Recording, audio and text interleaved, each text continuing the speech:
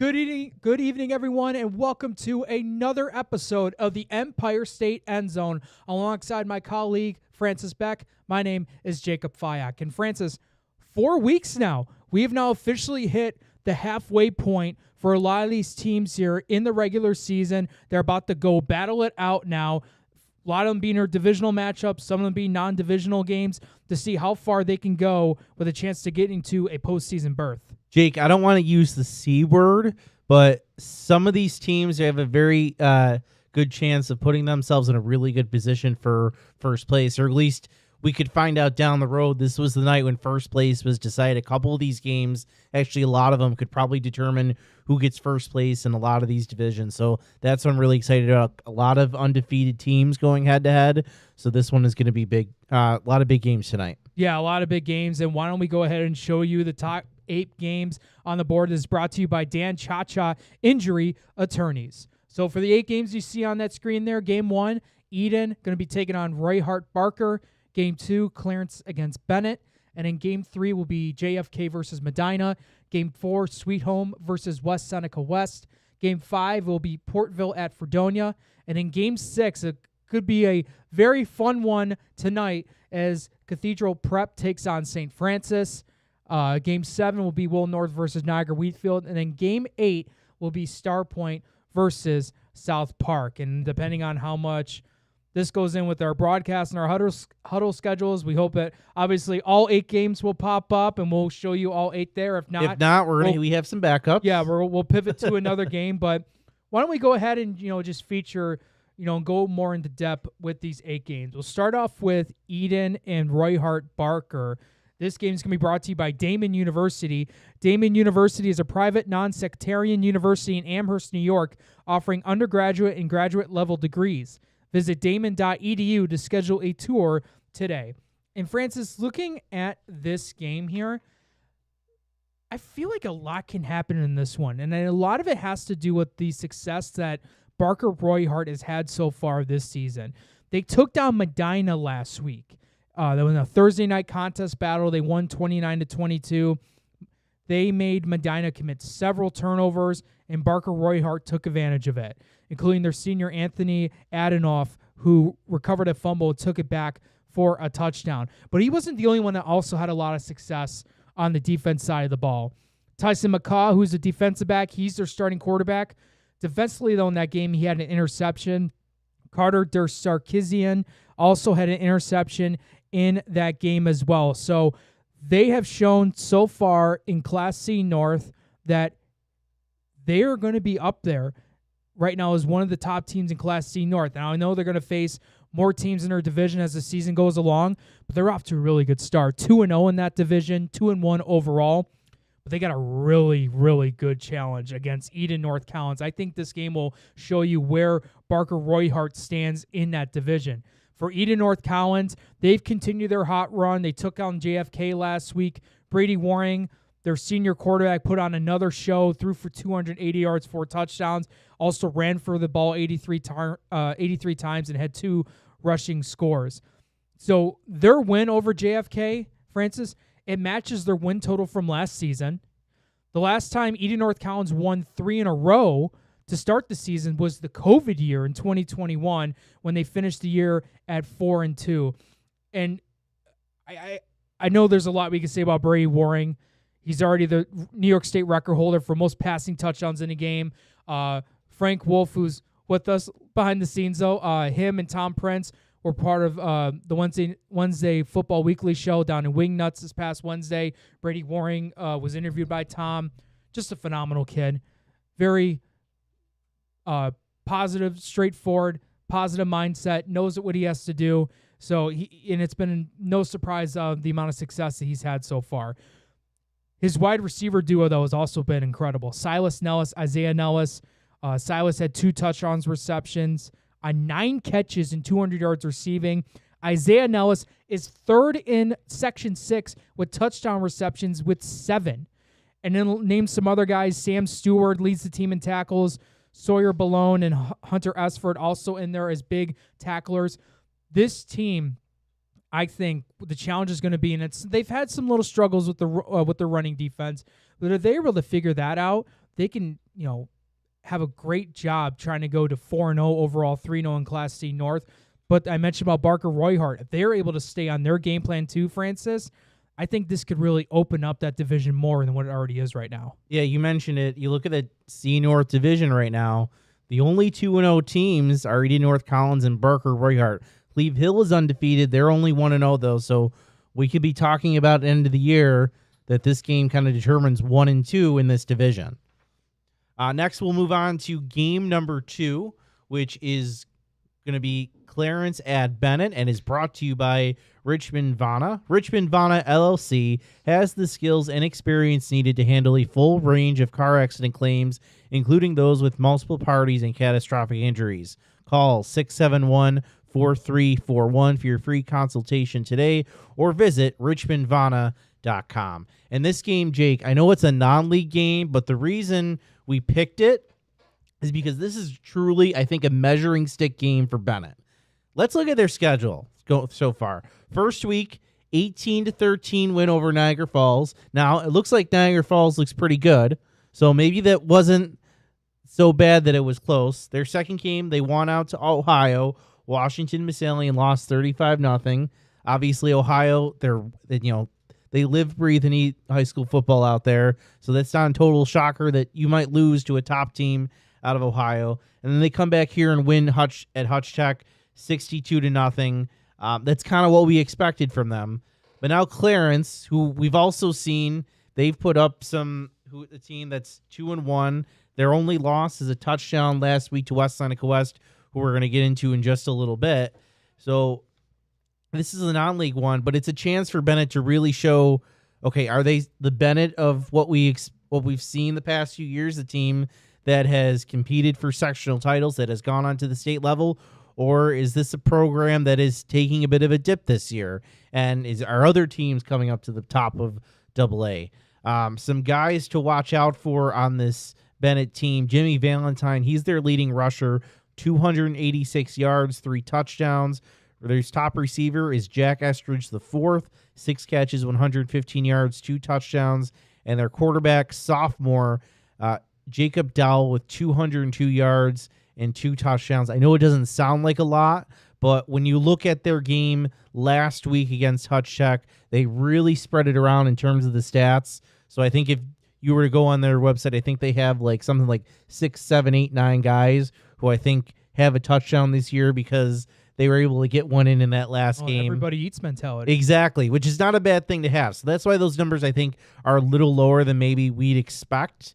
But, yeah, this is going to be a measuring stick game for Bennett. Who is Bennett in 2025? The other side, Clarence, team that is 2-1, as I mentioned. They started out the year 28-0 win over Hutch Tech. They beat Sweet Home by 2 touchdowns. But then they fell in that very close game to West Seneca West. They're now 1-1 in A1. They face a Bennett team that we talked about. We're still learning about. This is a chance, obviously an emotional game last week against West Seneca West. It's a non-leaguer, but a chance to build some confidence. If they come out here and they beat Bennett or put up a really strong game, you have to think they're very confident going into the rest of their A1 schedule because they have Niagara Wheatfield, Ken West, Frontier, Will North coming up. They could very easily run the table and be in contention for second place, if not first place, depending on how game number 4 is going to go that we're going to get into in a second. But yeah, this is a measuring stick for really both teams. What are they really about, and what are they going to do for the rest of this season? Yeah, and I'm curious to see, the transition, the game that for game 3 between Portville Panthers against the Fredonia Hillbillies. What are they going to show in this Class C South Division? So, Portville, I think I might have that as the wrong game. Was our, you know what? That was my bad. My bad on that game one. 3. Yes, game 3. So it's going to be it's still the same mindset, though. How are both these teams going to do in Class C North? JFK Bears taking on the Medina Mustangs, and that's brought to you by Logistics Plus Buffalo. For all your transportation needs, full truckload, LTL, dedicated and drop trailer moves, Logistics Plus Buffalo is a one-stop shop. Email buffalo@logisticsplus.com for your next shipment or warehousing needs. So for JFK, 1-2 overall, 0-1 in Class C North. They lost to Eden North Collins last week, but they, have shown to have some really key players to look out for, especially from the underclassmen standpoint. Matt Da Silva, who's a sophomore, had an interception last game. Daquan Ford, a junior, running back, also plays defensive end. Defensively, he had a sack last game. And then Peyton Sikorsky ran for 83 yards, 2 touchdowns. And then Noah Kressler is in the top 20 in Section 6 in rushing touchdowns. So they're able to get the ball moving. They're able to get that running attack going. So that can create a challenge for Medina, where they lost, or the team that did lose to Barker Royhart in a close battle. Medina was losing at one point in that game 29-8. So in the second half, they shut out Barker Royhart 14-0. But unfortunately, they weren't able to come back. They were trying to mount a comeback, but weren't able to do it at the end. They took the loss there. But they do have some guys that have been very good for them and are putting up numbers as well.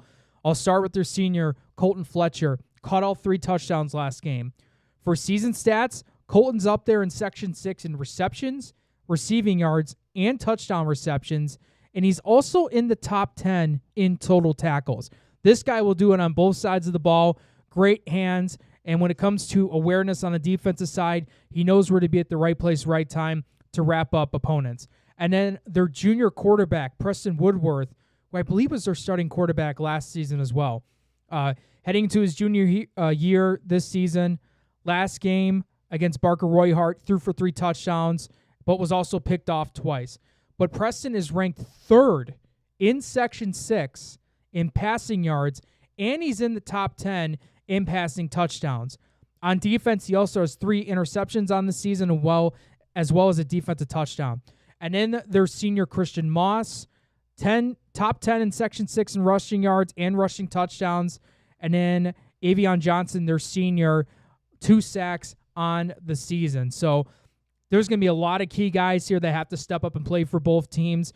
And for Medina, if you're able to find a way to go to 2-1 in your division in Class C North, that can really help you guys boost you up in the standings. Yeah, I wonder what this last week of practice is like for Medina.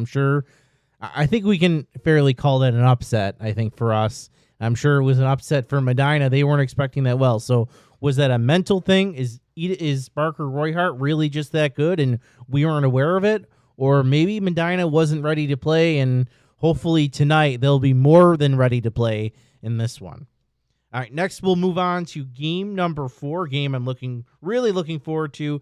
It's going to be Sweet Home and West Seneca West, a big battle in this A1 division, which I'm going to say right now probably determines who gets that first place in the division. Not necessarily that it would be Sweet Home, but it could be for Clarence, because we talk about our tiebreakers. I love to talk about tiebreakers, and potentially if the Sweet Home, West, and Clarence all finish with the same record, Clarence could get the nod. Right now is in the lead for that number 1 seed if that scenario played itself out. So one that Clarence fans will be keeping an eye on as well. As far as this game goes, you have West Seneca West. We mentioned 3-0 on the year. They beat Clarence last week 21-14, a big one. They take on a Sweet Home team, which Clarence beat the week before 28-13. So I imagine West's confidence is going to be high in this one, hopefully not too high. They're led by their quarterback, Mason Anderson. He's a freshman, 549 passing yards, 5 touchdowns. He's the 7th leading passer in Section 6. They have their top receiver, Troy Mobley, with 233 yards. He's the top 8 receiver in Section 6. And then their running back kind of puts it together, Jared Freeman. He has 211 yards and 3 touchdowns. Defensively, they're led by Nick Lazaros and Micah Anderson. So West Seneca West looking to stay undefeated as they take on a Sweet Home team who is coming off their first loss of the season. Who was coming off a win last weekend, 21-0 over Frontier. They beat Niagara Wheatfield in a close game week 1. We mentioned Clarence. They're led by their dual threat quarterback, Xavier Allen. He's a senior. He's thrown for 340 yards, 3 touchdowns, and he has run for 275 yards and a touchdown. So he's the big guy to watch for. Quinton Wilhelm is top receiver, 18 catches, 177 yards on the year. So if you look at this, West Seneca West is the favorite, but no reason why Sweet Home can't pull this off if West Seneca West is asleep tonight. Yeah, and I'm looking at standings now. West Seneca West 3-0 in their league play. Will North 1-0. Sweet Home 2-1. Niagara Wheatfield 1-1. In fact, that Will North Niagara Wheatfield game, that's one of our top 8 games, and we'll get to it in just a bit. But again, another wide open division that could really set the tone to where if West and you got West and Sweet Home, whatever happens in that game, if Sweet Home picks up that victory, that's just going to change a lot in that A1 division. But we go from A1 all the way down to Class C South. Now we got the Portville and Fredonia game, and this one is brought to you by SUNY Cortland. SUNY Cortland stands out as one of New York's top public universities, a medium-sized school that offers academic strength across 68 majors, a high quality of student life, and a degree that pays back graduates. Visit www.2.cortland.edu to schedule a visit today. So for Portville and Fredonia, it's obviously not been a start to the season that they've wanted. Portville's 1-2 overall, 0-2 in Class C South, so they're trying to get their first division win. And then Fredonia, 1-2 overall, also 1-2 in Class C South. So all 3 of their opponents they've faced so far have been in the Class C South division. I think in this game here, Francis, it's going to be the adjustments on both sides of the ball. And here's what I mean. Portville's offense is averaging 2.6 points a game. At defense, they're allowing 41 points a game. Now we go to Fredonia. Their offense is averaging 4 points a game, and their defense is allowing just over 31 points a game.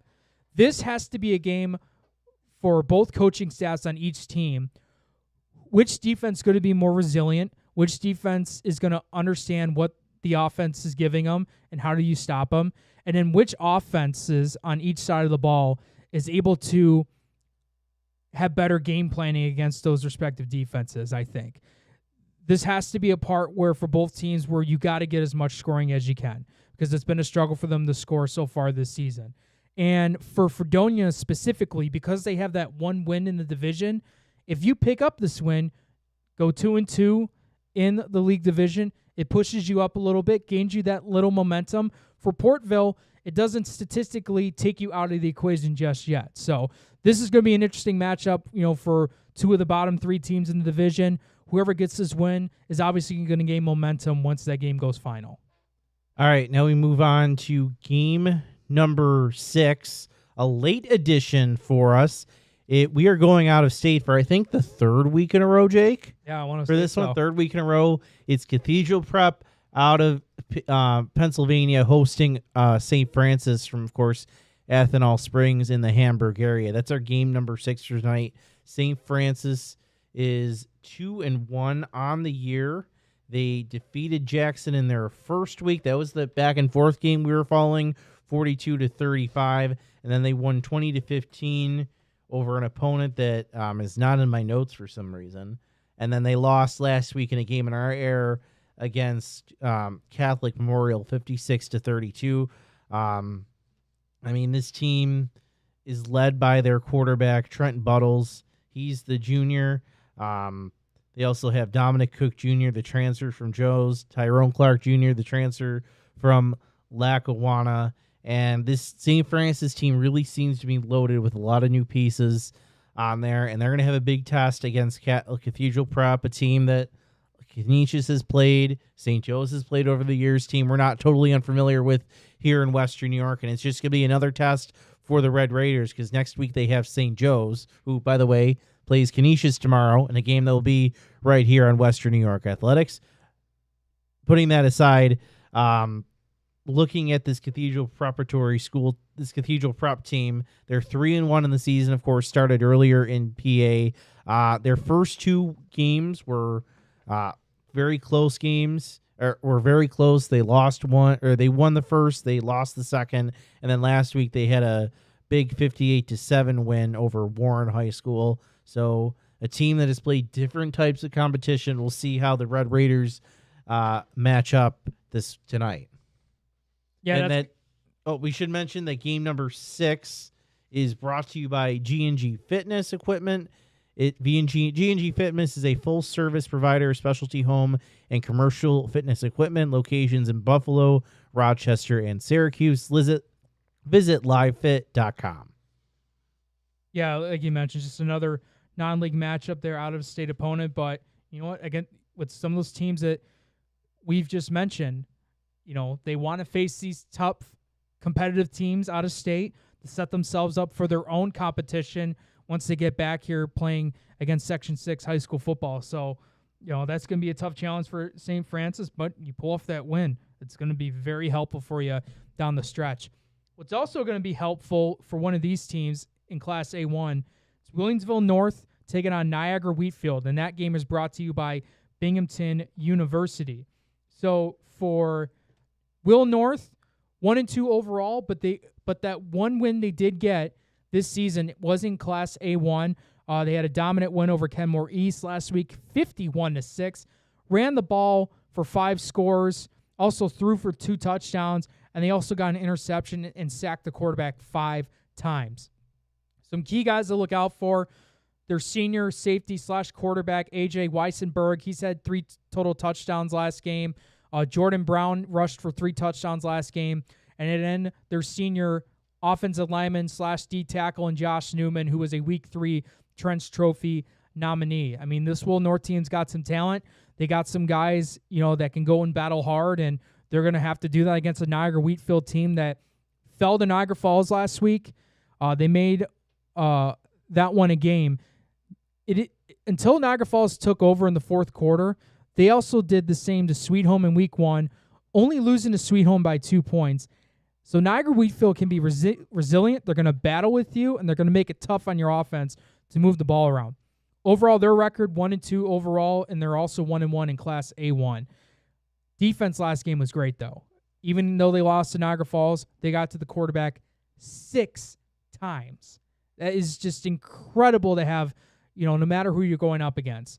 Some key guys to look for: Chase Richards, their senior quarterback, threw for 2 touchdowns. Jake Danino had a touchdown reception, interception last game. And then Ryan Dorzansky had 9 tackles last game. He's also in the top 20 in Section 6 in tackles. He also has 4 sacks on the season already. So you mentioned about West Seneca West Sweet Home. I'm curious how that game's going to go, because I think whether or not West Seneca West wins to move to 4-0 or Sweet Home picks up the win, you have both 3-1 records. Niagara Wheatfield and Will North puts themselves in a really good spot. Will North can move to 2-0 here. They keep them up high in the standings. I think they would want West to win here to go 4-0. Then Will North will go 2-0 hypothetically. I think, it'll kind of come down to who wins what game. I mean, this game could probably determine that third, possibly that last playoff spot in that A1. But if West Seneca West wins and Niagara Wheatfield wins, Wheatfield would go 2-1. Sweet Home would fall to 2-2. So there's a good amount of movement, Francis, in this A1 division that could change a lot just for these 2 games alone that could, that are going to go down tonight. Yeah, that's going to be very interesting to watch as we move forward in this year, the race in that A1 division. Moving down to 8-2, that's our game number 8 is Star Point. Oh, let me pull up the graphic there. Just hit the bubbles. There we go. Our game number 8 is brought to you by a brand new sponsor, I believe, Colvin Cleaners. Colvin Cleaners is Western New York's premier green earth dry cleaner, dry cleaning, wash and fold, laundry, shirts, and tailoring. 2375 Elmwood Avenue in Kenmore, 716-873-2952. That's Colvin Cleaners. And game number 8 is Star Point versus South Park. And Jake, I don't want to be too much of a hyperbole here, but I think this is a must-win for both teams. They both right now, you have Star Point is 1-2, South Park is 1-1 in their division. They're both 1-2 overall. South Park has played its non-league game already, but I think with only 4 teams in this division making it to the playoffs, you could be very well talking about positioning for that fourth and final playoff spot. Now, they both could still get in. A lot of football to be played, but this is going to go a long way in who determines getting into the playoffs. Let's start with Star Point. They started off the year with a tough loss to West Seneca East. They bounced back in week 2 with a 35-7 win over Newport, but then lost by a touchdown to Pioneer last week. They're led by their quarterback, David Chase. He's thrown for 351 yards and 4 touchdowns. He's also thrown 4 interceptions on the year.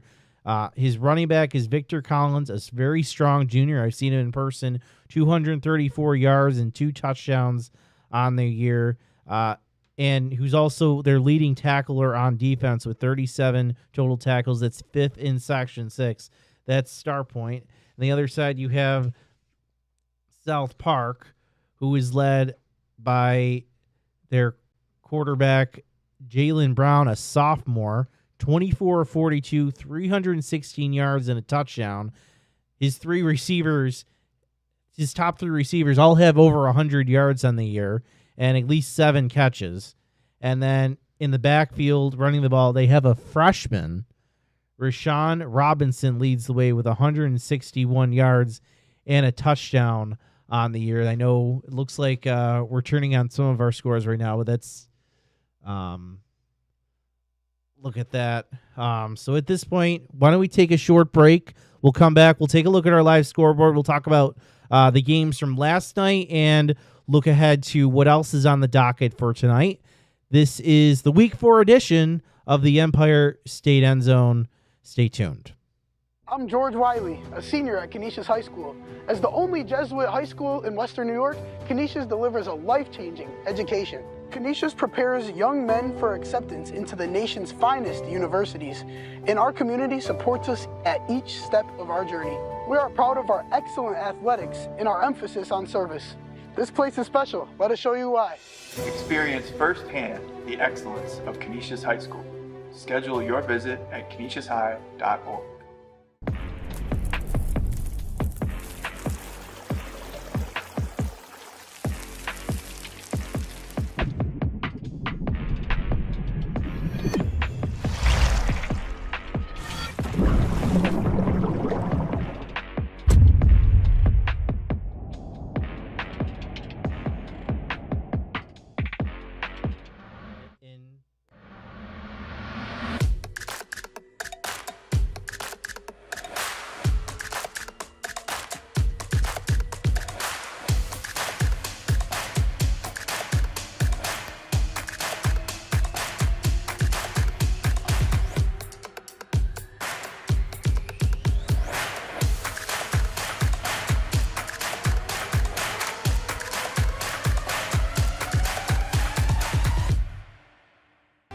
At Richmond Vona, we are seriously dedicated to bettering the communities that we serve.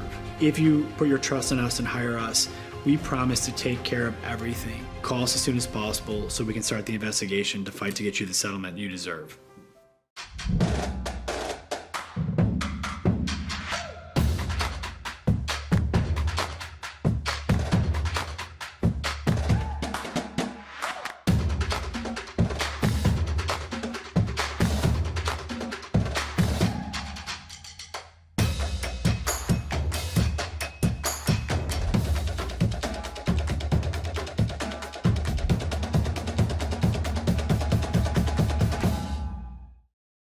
Why do you exercise? To look better? To feel better? To drop a few pounds? To train for an event? To defy age? Or to keep your ability to say yes to the things you love to do?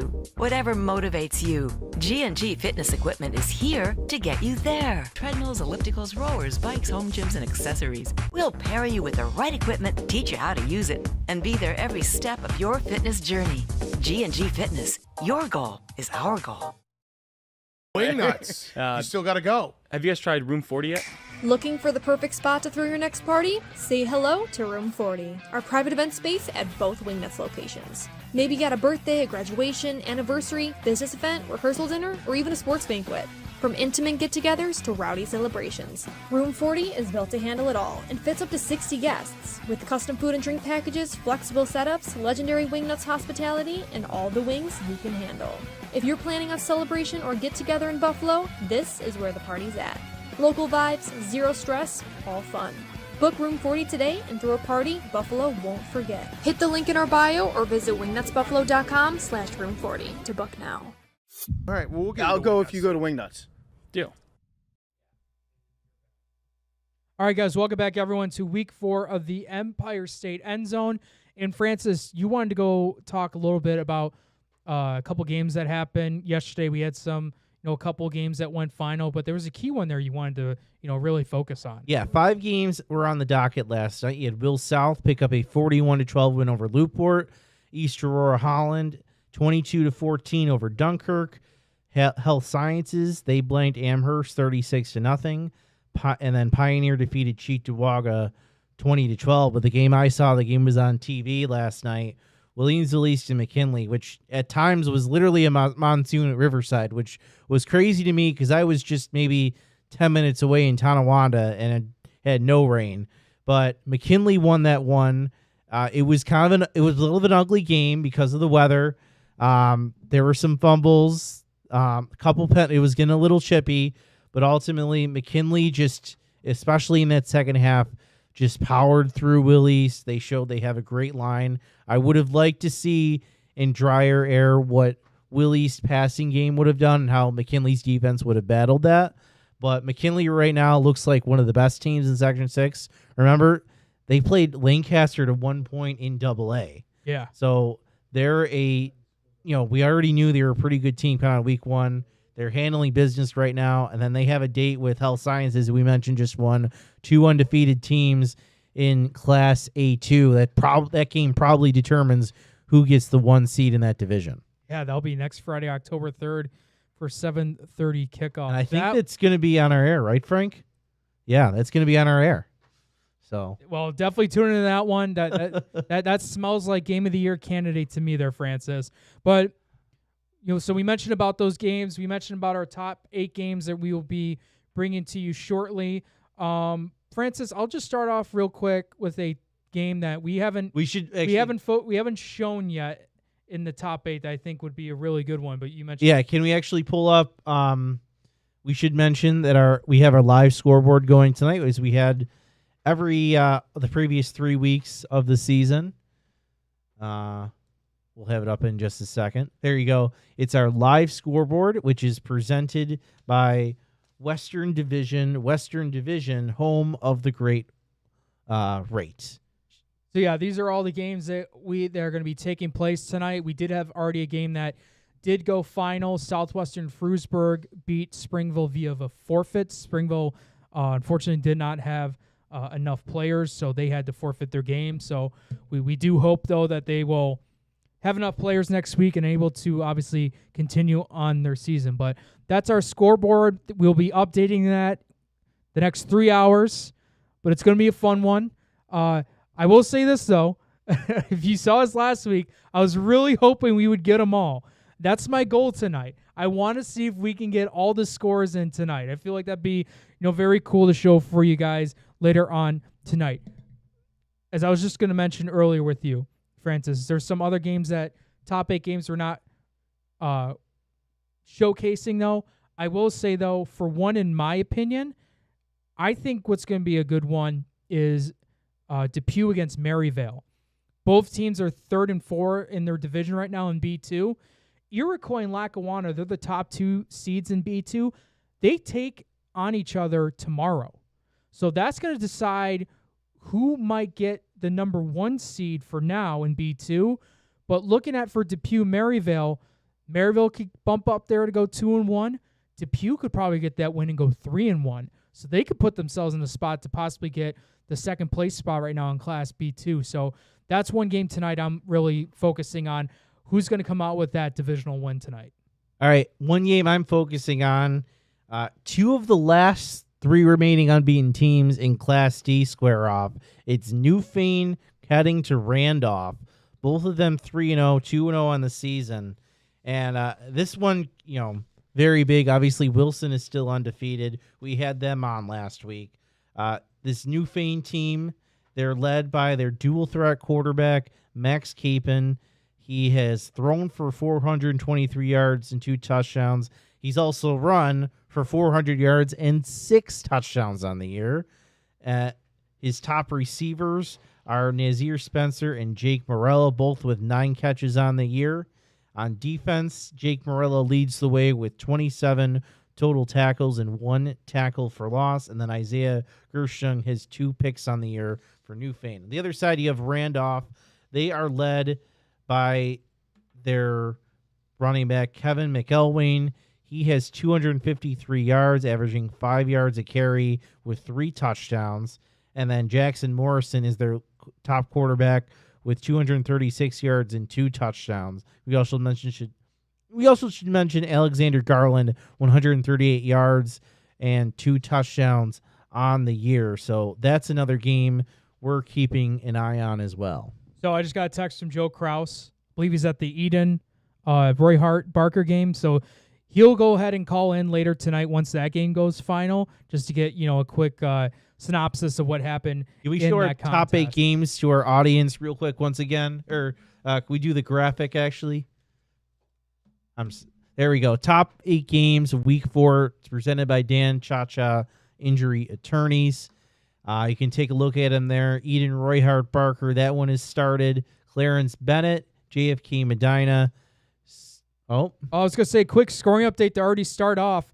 St. Francis starts the scoring with a touchdown pass. Looked like the PAT attempt was blocked, but St. Francis early on up on Cathedral Prep 6-0. All right. On that note, why don't we take another short break? We're going to get, I know some of the games have already started. We're going to get our link set up, and then we can take you into those live look-ins at those games coming up next. This is the Week 4 edition of the Empire State EndZone. Stay tuned.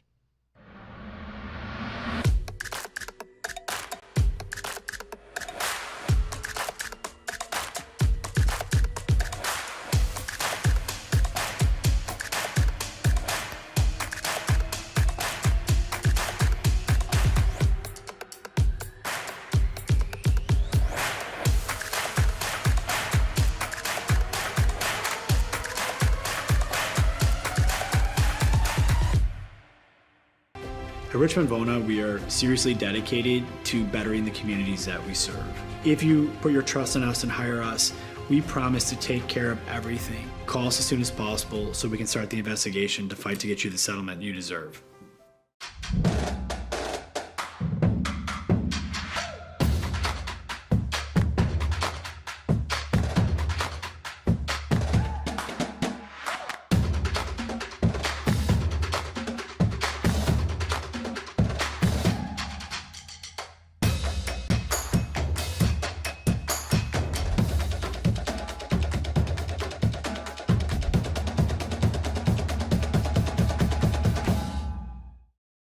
Why do you exercise? To look better? To feel better? To drop a few pounds? To train for an event? To defy age? Or to keep your ability to say yes to the things you love to do?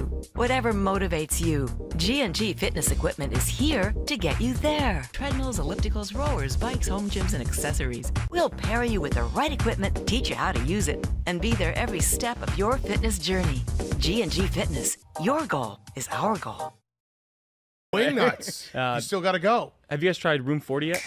Looking for the perfect spot to throw your next party? Say hello to Room 40, our private event space at both Wingnuts locations. Maybe you got a birthday, a graduation, anniversary, business event, rehearsal dinner, or even a sports banquet.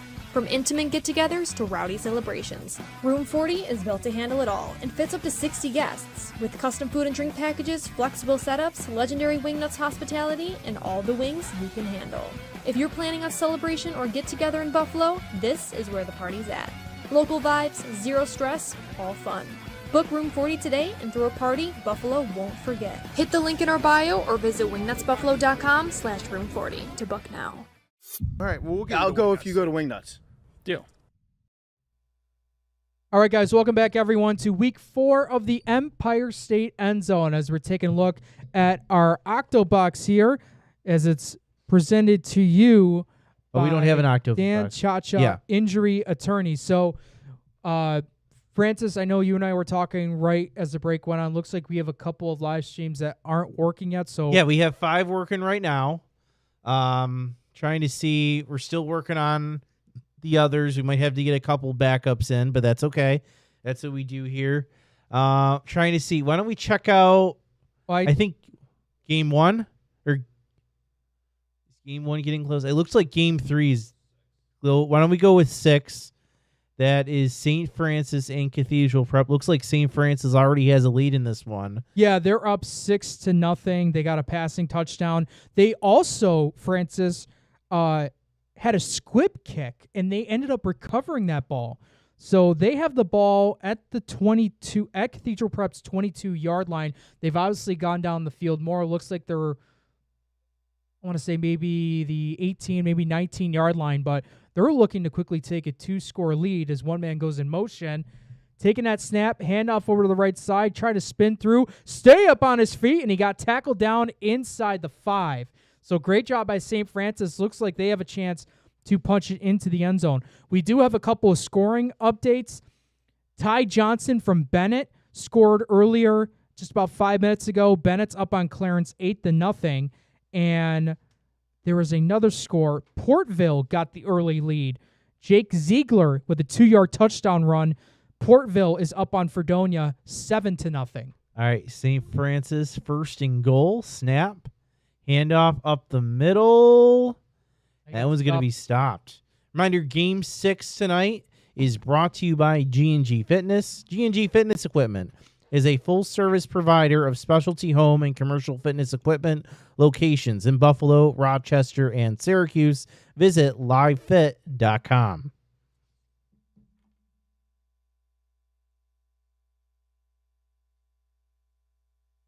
We mentioned before, this is one game that we are having as part of our top 8 games. We'll see how the other contests are going on. They take it up the middle, and St. Francis, already with 7 minutes to go in the first quarter, is up on Cathedral Prep 12-0. Looks like they'll be going for the PAT attempt. Oh, we're going to see the replay back in game 1. Oh, looks like this is actually at a different game here. This is game 1, yeah. Yeah, we're going to go to game 1 here. Yeah. So this is Eden North Collins taking on Barker Royhart. And Barker Royhart just got inside, so they have now first and goal. Looks like a Maryland eye for Barker Royhart. Snap. Handoff up the middle. He is stuffed on first and goal. Game 1 tonight is brought to you by Damon University. Damon University is a private, non-sectarian university in Amherst, New York, offering undergraduate and graduate level degrees. Visit damon.edu to schedule a tour today. This is already a great start for Barker Royhart. We've heard how resilient they've been so far earlier this season. They're taking on Eden North Collins squad, who's just been very dominant on the offensive side of the ball. But the running defense for Eden North Collins, they've been wanting to try to be just a bit better at that. And so far, Barker Royhart's taken it to him early on in this contest. Bobbled snap, just going to take it right up the middle. He's stuffed. And that is going to be maybe a gain of about a yard. I also want to know that it's definitely not in the second quarter yet. It says 6:27 count to go in the second. It's not. It's in the first quarter. But here's a 3rd and goal chance for Barker Royhart.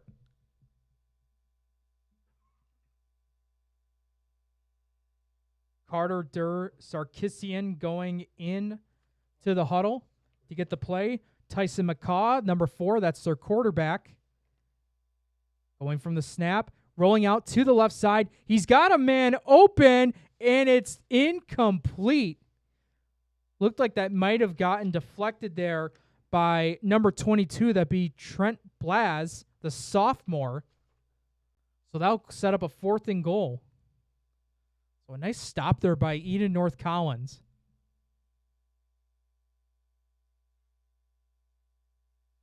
See what they do. Yeah, that's right. 4th and goal. I've never been to Barker Royhart's field. I have to say this is it is brand new. Okay. Well, here they go. 4th and goal. Scoreless now. Can the Bulls take advantage? Passing over the right side. Has a man open, and he is going to be stopped well short of the goal line. I think that was, I saw number 12 there. That was Elliot Davis. I think Silas Nellis was also in there on the tackle.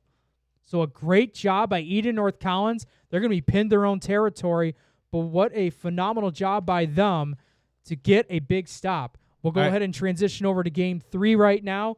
This is JFK at Medina, and this game is brought to you by Logistics Plus Buffalo. For all your transportation needs, full truckload, LTL, dedicated, and drop trailer moves, Logistics Plus Buffalo is a one-stop shop.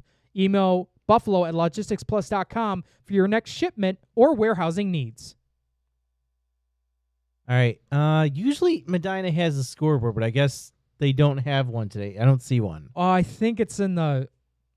Yeah, you're right in terms of screen-wise, but I think out there in the top... Is there a logo covering it? It's all blurred out, it looks like, so it's pretty hard to tell. But...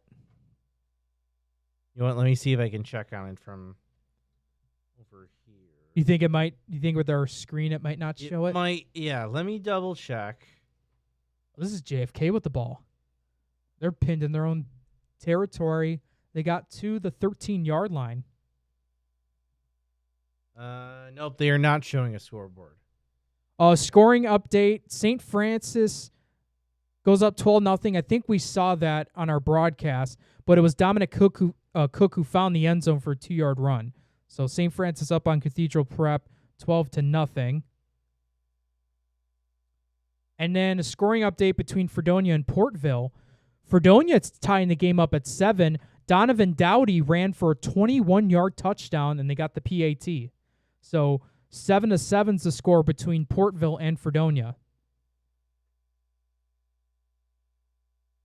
Looks like Maryvale's up 6-0 over Depew, pulling that game up. We'll see if we can get that one in to our Octo box. Send that over to our producer, Evan. All right, we're going to head over to Clarence Bennett right now at All High Stadium, where Bennett is inside the goal line. They take a timeout. Looks like it's 1st and goal for the Tigers. They're up already 8-0. That game's going by pretty fast. 2:34 to go in the first. This one brought to you by Richmond Vona. Richmond Vona LLC has the skills and experience needed to handle a full range of car accident claims, including those with multiple parties and catastrophic injuries. Call 716-671-4341 for your free consultation today, and you can visit their website as well. So 1st in goal for Bennett after the timeout. They line up in with 3 backs in the backfield. Snap, handoff, and he is stopped. I think that was number 53 right there. Try to pull that up. For Clarence. Looks like Ryan Olka kind of busted through there from the defensive tackle position and stopped that one in the backfield. So big stop for Clarence. It sets up 2nd and goal from the 5.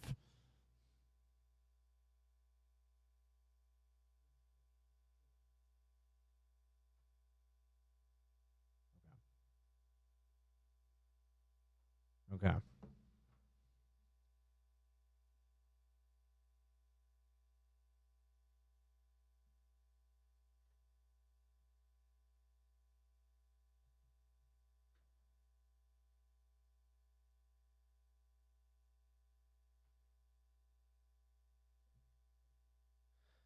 All right, we will stick with Bennett Clarence for another play, as we'll keep an eye on the rest of the games going on. We're getting some of our substitutions into our Octo box.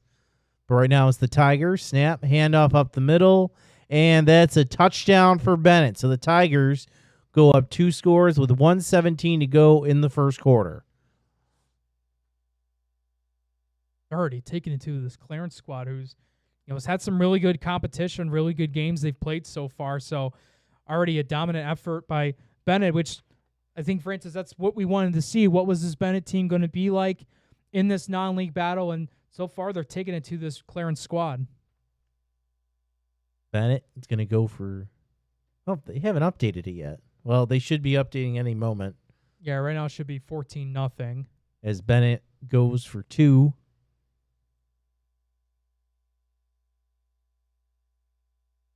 Fullback dive.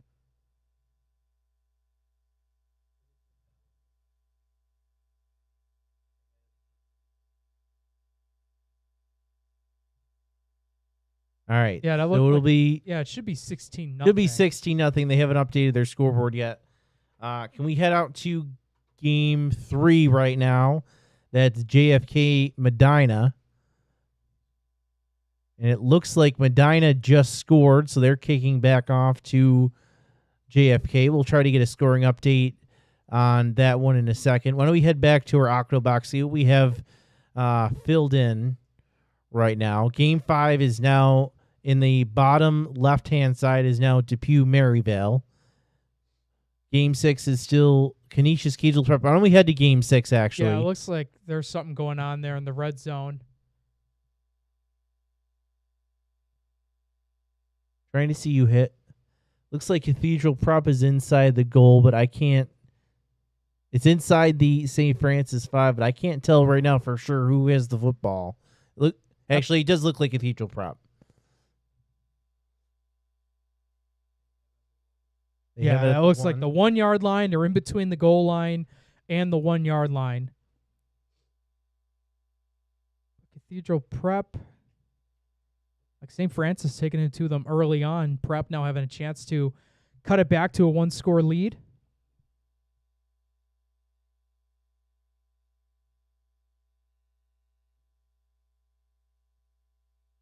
Let's see if he got in there.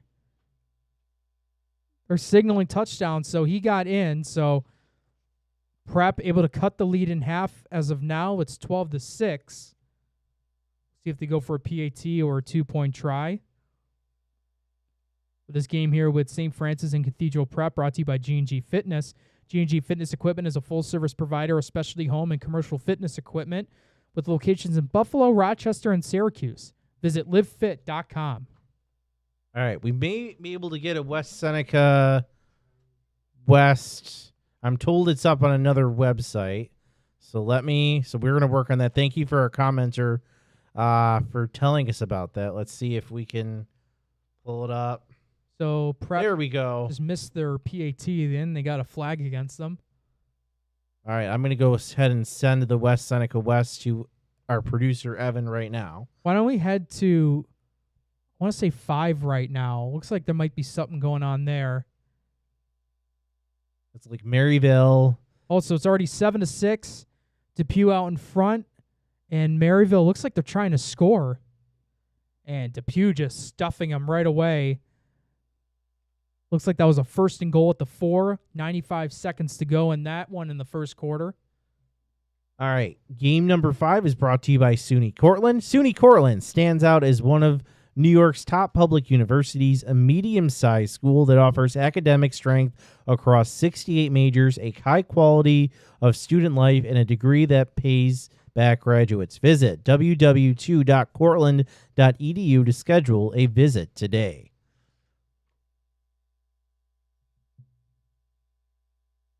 Looked like they lost 4 yards on that play. They were the 1st and goal at the 4, now 2nd goal at the 8. They now got a lot less than a minute to go in the first quarter. And timeout's going to be by Maryvale. All right. Update from West Seneca West. That one is just been tied, I believe. Sweet Home just scored. So that's 3:29 to go. I think we'll be able to get a live look at that. I know Evan, our producer Evan's working at it. Did you get the link, Evan, for West Seneca West? In the email? the Gmail?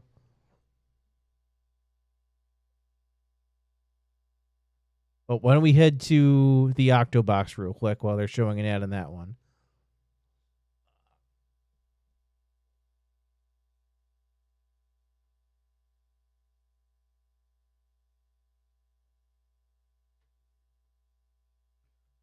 So right now, folks, we're just showing 5 games.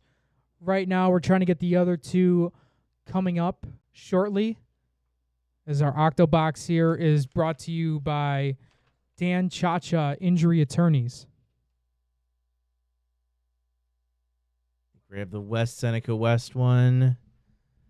It's going to be popping. There we go. We got it. There we go.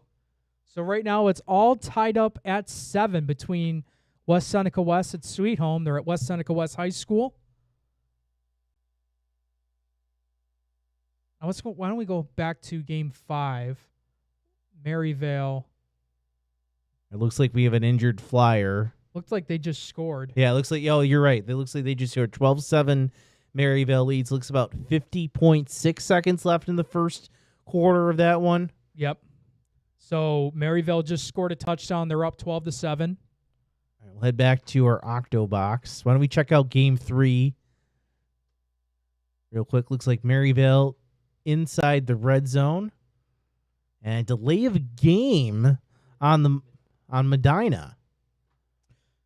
Francis, Tom Prince told me that Medina has one of the best press boxes in Section 6. That's one of the ones I've not checked out yet. I've been wanting to go there for a bit, but I heard they got a pretty nice press box down there.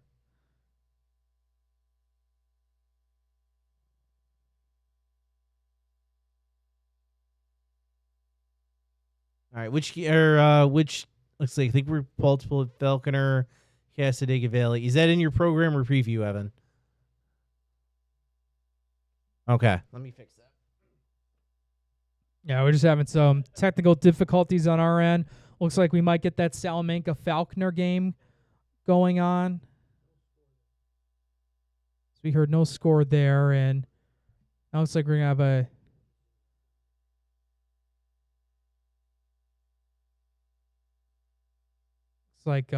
breaking the action there. Why don't we head back to the Octobox, see what's going on? I think there's something going on with Depew and Maryvale. Looked like they were trying to go for the 2 points. They did get it.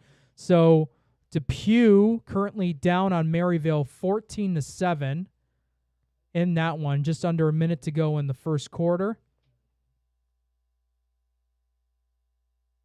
And let's head over to Game 1. This is Eden North Collins taking on Barker Royhart. They just started the second quarter. So 2nd down and 9. The Bulls once again with the ball, running it over to the outside, but a beautiful tackle by number 4. That's Peyton Taylor, the sophomore. Francis, back-to-back weeks. I just keep getting sophomores. They're making impacts in Section 6.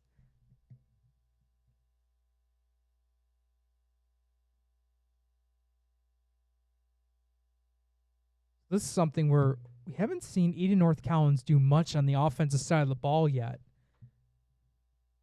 But Barker Royhart just staying resilient. They go here on a 3rd down and 10 from the snap, rolling out to the right side, looking left, feeling the pressure, penalty markers down. He's going to take it himself and going to get tackled well inside the 10, maybe to the 5. That might be coming back as it might have been a penalty on Barker Royhart.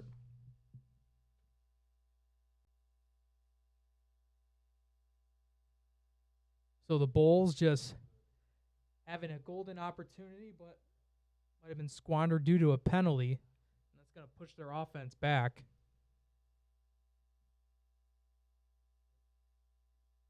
So we're going to transition back to the Medina JFK game. As the snap's on the way, PAT is good. So it looked like Medina just scored.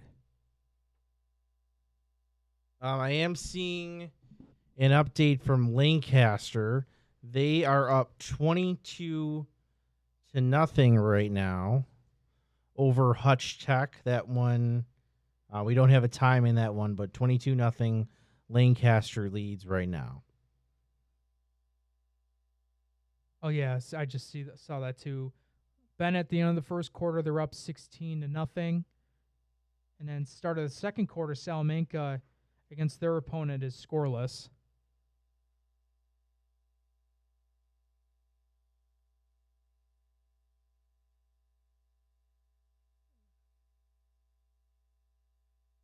So third down and about 15. Going to go out of the shotgun formation. Here come the Bulls here on this play. Snap going down to the left side of the field, and that's sailed over the receiver's head, incomplete. Oh, we do got a scoring update between Portville and Fredonia.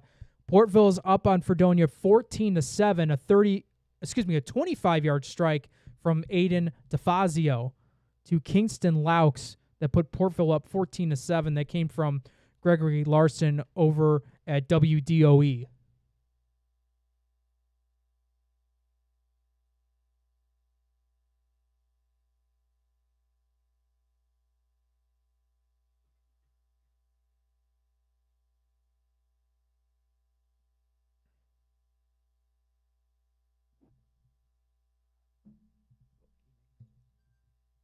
So Parker Royhart's going to try to give it one more shot here. 4th down, 15. Eden stopped them on the previous drive on a turnover on downs. There's the pressure. Scrambling right through, trying to cut it, get into the end zone, and he did on a 4th and 15 play. Jake, that was nifty. Goodness, that was incredible. Tyson McCaw, the dual threat ability of him, he's shown it on the defensive side, but as quarterback, able to find a lane to cut through, use his scrambling ability, and that's the first score of the game for Barker Royhart. They're up 6-0 on Eden North Collins. That would, it was like he was wearing roller skates for a second. He just kind of glided. He kind of stepped to his right and then took a quick jab step in and just glided through the middle of that defense. I thought he was going to get stopped right before the goal line, but he pushed right through. And now going to get formed up for a PAT. Just over 10 to go in the first half. The PAT is good. So Barker Royhart 7, Eden North Collins nothing, with just over 10 to go in the first half. So right. I'm sorry there. Francis will now move on to this game. I believe this was Salamanca against Falconer. Yep, Salamanca against Falconer. It's like Falconer's just outside the red zone. Snap, handoff. This goes up the middle, number 5, and he gets inside the tents and a 1st and goal for Falconer. Reminder, game number 7 is brought to you by Binghamton University. End of the first quarter, West Seneca West and Sweet Home are tied at 7.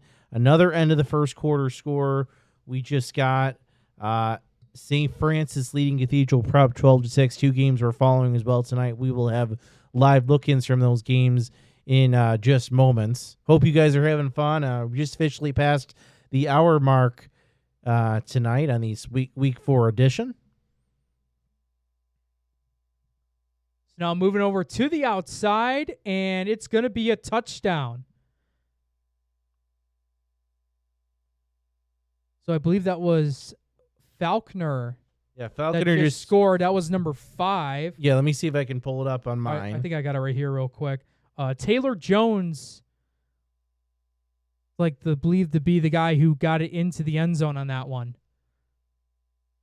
Why don't we head over to game number 2 right now? That's between Clarence and Bennett. It looks like it's the Tigers once again. They already have a 22-0 lead, and they are inside the red zone. Actually, they're inside the 5 right now with 1st and goal. 7:12 to go in the first half. We talked about it, measuring stick game for the Tigers. So far, Tigers are showing, hey, we're still one of the top teams in Western New York. We're taking care of business right now. Yeah, and this is what you wanted to see from not only if you're Bennett, but, when it comes to how the division looks out. Again, a non-league matchup, but this is what with the way how successful Bennett's been, this is what you want to see from them as they try to go for the left side of the field for a pass attempt that fell incomplete. But once again, Francis, they're in the red zone. Yeah.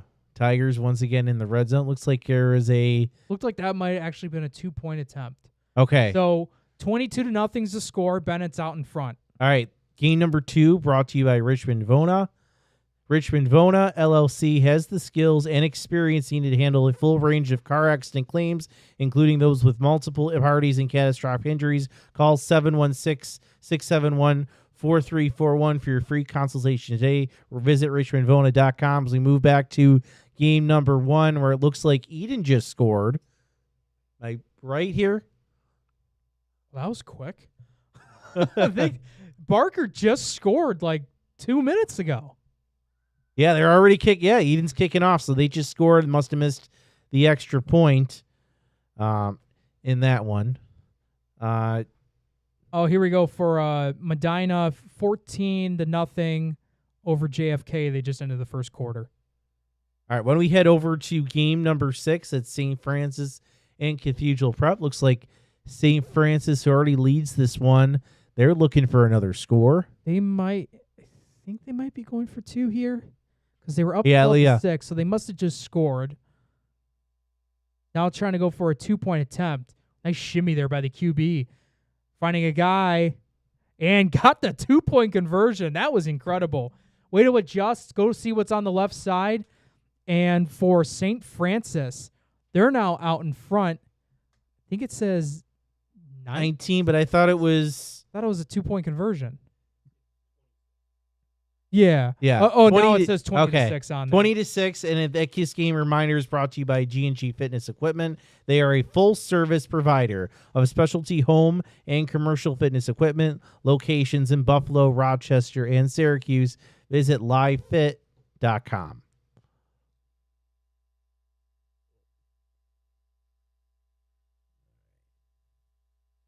All right, as we head into game number 7 right now.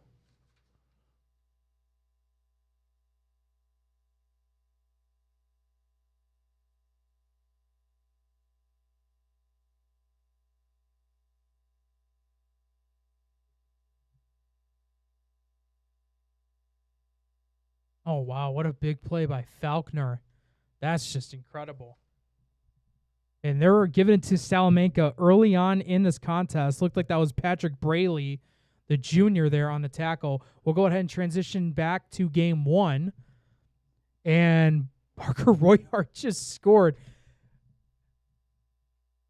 Evan Tringali, our producer. Evan, I believe that's now 3 scores within like 2 minutes between both teams. Wow. So 65-yard rushing touchdown for Barker Royhart. Right now they're up 13-6. Like they'll go for the PAT. They did that on the last time.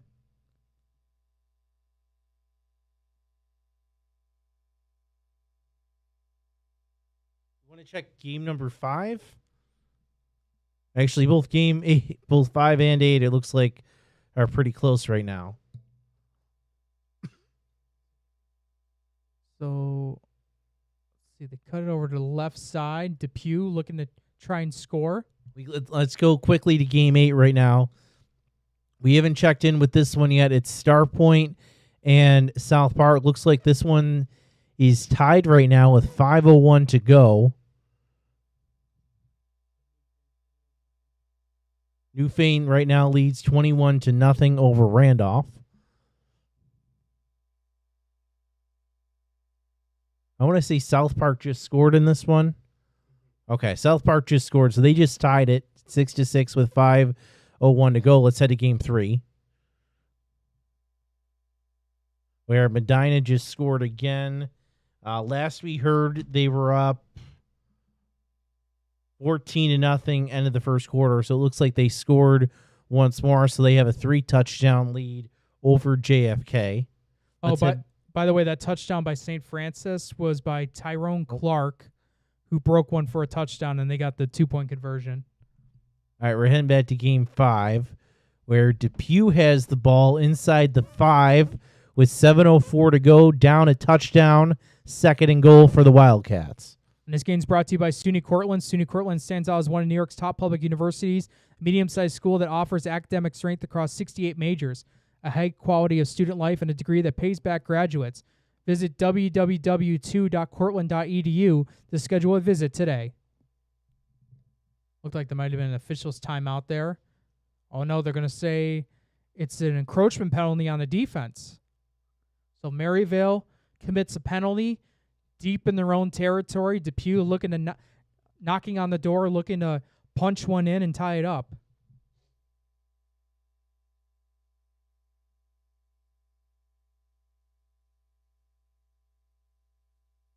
You mentioned both of these teams played Olean 1-point games. I believe Maryville lost to Olean and Depew beat them, and they were like 1-2-point games each. So with the handoff up the middle and taking it for the touchdown, Depew cuts the lead down to 1.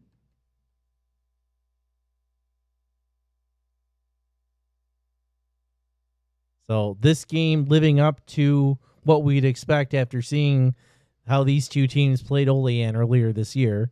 So it looks like Depew is going to go for the extra point to tie this up. And just trying to take a look at who might have scored a touchdown for Depew there. Kick is up, and it's good. So tie game out in Depew. They're tied with Maryville 14-14. Why don't we head to game number 6? This is Salamanca and Falconer. I believe it's 8-0 Falconer with about 4:22 to go in the second quarter. That's what I'm reading on the screen there. I'll tell you what, Falconer's giving it to them. Yeah.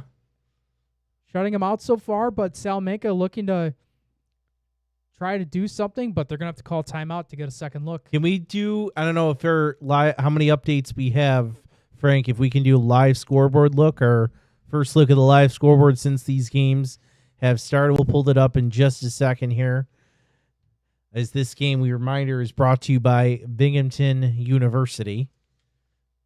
And there we go. There is a look at our live scoreboard presented by Western Division. Western Division, home of the Great Rate. So you can take a look. Our live scores is about, let's see, a dozen or so games updated right now. It's like what jumps. I'm trying to see kind of what is jumping out to me right now. I would say kind of Portville against Fredonia. I mean, the way how both these teams were having a hard time scoring so far, Portville has been able to gain that advantage early on, go up 14-7 on Fredonia. I would say that's been a surprise, and I think the game we just mentioned before, Falconer and Salamanca, I didn't think it was going to be a situation where Salamanca might be shut out by the end of the first half, and it looks like they might unless they score on this drive they're on right now. But so far, those are two games that have really stood out to me. All right, let's head over to game 6. Oh, sorry, game 7 right now. All right, looks like Salamanca had a big play, but it was called. Looks like it's going to be called back because of a penalty. You can see the dirty laundry on the field at around the 15-yard line on the right side of your screen. All right, looks like we should head to game 4. I think West Seneca West might be doing something. They just had a big run to put themselves in the red zone. So this is West Seneca West against Sweet Home. This game's brought to you by Wingnuts Buffalo, located near the Buffalo Airport at 4600 Genesee Street. Dine in or order for takeout. Open Monday through Sunday from 11 a.m. to 10 p.m. Visit wingnutsbuffalo.com. All right, you can see West Seneca West. Yep, they are in the red zone right now. I think the ball's actually on the 16. The scoreboard hasn't been updated, but it is 1st and 10. They got one man in motion left to right. They'll take the snap. Looking for a hole to cut through. Looked like he slipped. Got close to the 15. Maybe he'll stop him at the 16-yard line. All right, why don't we jump real quick to game number 8, as it appears Star Point is approaching the end zone. It's in the red zone. They're at the 10 right now. Looks like it's 2nd and 6 to go. So not golden go situation, but the Spartans certainly knocking on the door, looking to retake the lead.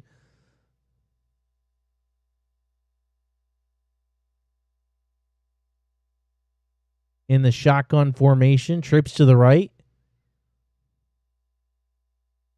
Chase looks back to his sideline. Snap. Handoff up the middle. And that's a nice game that should set up a 1st and goal for the Spartans. And why don't we head to game 4 right now, where it looks like the Warhawks are moving in the wrong direction. Game number 6 right now. Why don't we head over there? Or game number 7. Looks like Cathedral Prep just scored. They're lining up right now for an extra point. Looks like it's 20-12. St. Francis leads pending this extra point. Why don't we head back to game number 4? It's like West Seneca West has it. Anderson takes it, and looks like he's out around the 5-yard line. I think that's going to be enough for a 1st down for the Warhawks. Yeah, I see that 1st down signal as well.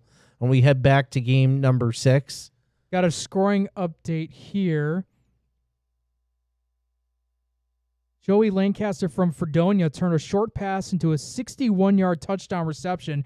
Billy's closed the gap to 21-15. All right, you saw extra point there. Good for Cathedral Prep. 20-13. St. Francis now leads, but it's 1st and goal for the Warhawks right now. 6:28 to go in the second quarter. Pistol formation, man in motion. Snap, handoff. Freeman up the middle, and touchdown West Seneca West. Warhawks take the lead. It is 13-7 pending the extra point. 6:25 to go in the second quarter. So what? That's a beautiful running play there. Found all nothing but big space there for him to take it for 6. Now they got a chance to make this a 7-point lead. Game number 4, meanwhile, is brought to you by Wingnuts Buffalo, located near the Buffalo Airport at 4600 Genesee Street. Dine in or order for takeout. Open Monday through Sunday, 11 a.m. to 10 p.m.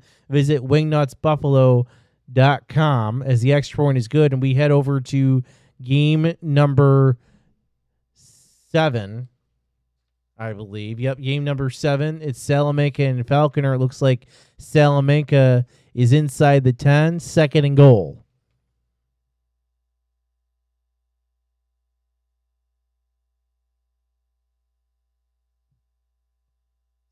Snap. QB rolling out to the right. Throws. It's caught. Or no, incomplete. I think pass was a little bit high there for the receiver. Set up 3rd and goal. Game number 7 brought to you by Binghamton University.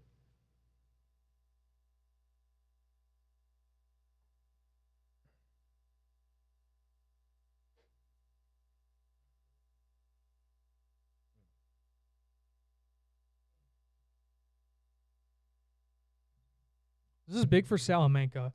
They're down by 8. Obviously, they might have a situation where they might go for 2, but this could do a lot in the standings for them, especially for Falconer if they're able to, keep this trend and momentum going. But Salamanca now in the red zone. Looks like a 2nd and goal. They take the snap, looking into the end zone, and it's a touchdown for Salamanca. They cut the lead down to 2. We'll see if they go for the PAT or go for 2, but that's a nice response by Salamanca. Yeah, great job by Salamanca. Remember, they were in another back-and-forth game last week against CSP, and it appears they're in another one as this first half dwindles down against Falconer. That's now 8-6. You know what, Evan? Can we pull up the Octobox for a moment here as Salamanca lines up, trying to see. Do we want to head to game number 2, you think, Jake? I was going to say maybe 8. I think so. Yeah, maybe 8. The red zone there. This one's still tied. And it looks like there was a timeout. Oh, I think South Park defense just came with a goal line stand. Oh, wow. Goal line stand. This one is still tied, and South Park's going to take over the ball, I think, at their own 1-yard line, if I'm reading everything on my screen correctly. Yeah, turnover on downs. So South Park's getting the ball at their own 1-yard line. That is crazy. Well, you said you wanted to go to the 2, right? Yeah, why don't we go to the 2? Let's check on game 2. That's Clarence Bennett. It looks like Bennett trying to get another score on before the half. So this is going to be a 1st and goal. Just needing 5 yards. And they just made that way too easy. My goodness, Bennett. Like a man among boys. You're making a statement tonight. Another touchdown for them. They go up 28-0. We'll go for a 2-point try in just a bit. All right, this game number 2 is brought to you by Richmond Vona. LLC has the skills and experience needed to handle a full range of car accident claims, including those with multiple parties and catastrophic injuries. Call 716-671-4341 for your free consultation today, or visit richmondvona.com. After this 2-point conversion, we'll head to 4. Actually, why don't we head to 4 now? It looks like West Seneca West just scored. Well, that was quick.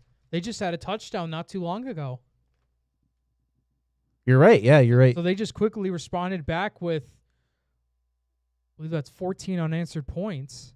Why don't we head back to 2, see if... Or was that 21 unanswered points? Because Sweet Home scored first, right? Do we know that for sure? I think...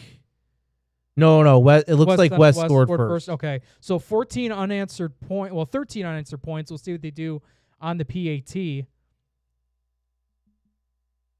Snaps down, kicks on the way, and it's good. So West Seneca West scoring 14 unanswered points to go up 21-7, just over 5 minutes to go in the first half. All right, why don't we head over to game number 8? Oh, it looks like that one's at half. We're at halftime. Okay, so first one of our games goes to half. I want to check game number 1 real quick. It looks like they just had I guess that was called back 4th down. It looks like they had a long pass play along the right sideline, but it must have been incomplete or some kind of penalties, because Eden still has the ball in their own end. Margaret Reinhardt leads this one 22-6. 4th and 6. Eden going for it. Wow, this is big here. Snap. Waring throws. It is caught. Man, ice water in his veins. That's a gutsy call, Jake. That's a very gutsy call, but when you're down by 18 points, you got to try and do something to cut back in to this deficit. Real quick, some other sponsors we want to thank: Pathfinder College Planning, 510 Toys Shop and Sports Cards, The Mental Match with Sam Recco, Canisius High School, St. Joseph's Collegiate Institute, St. Francis High School, Trent's Trophy, recognizing the top linemen in Western New York, and Lewis & Lewis PC, located at 37 Franklin Street in Buffalo. All right, why don't we go to game 6 right now? Told Akron is leading Tonawanda 8-0, right? On that, well, we're going to head to Cathedral Prep. It's like that was incomplete.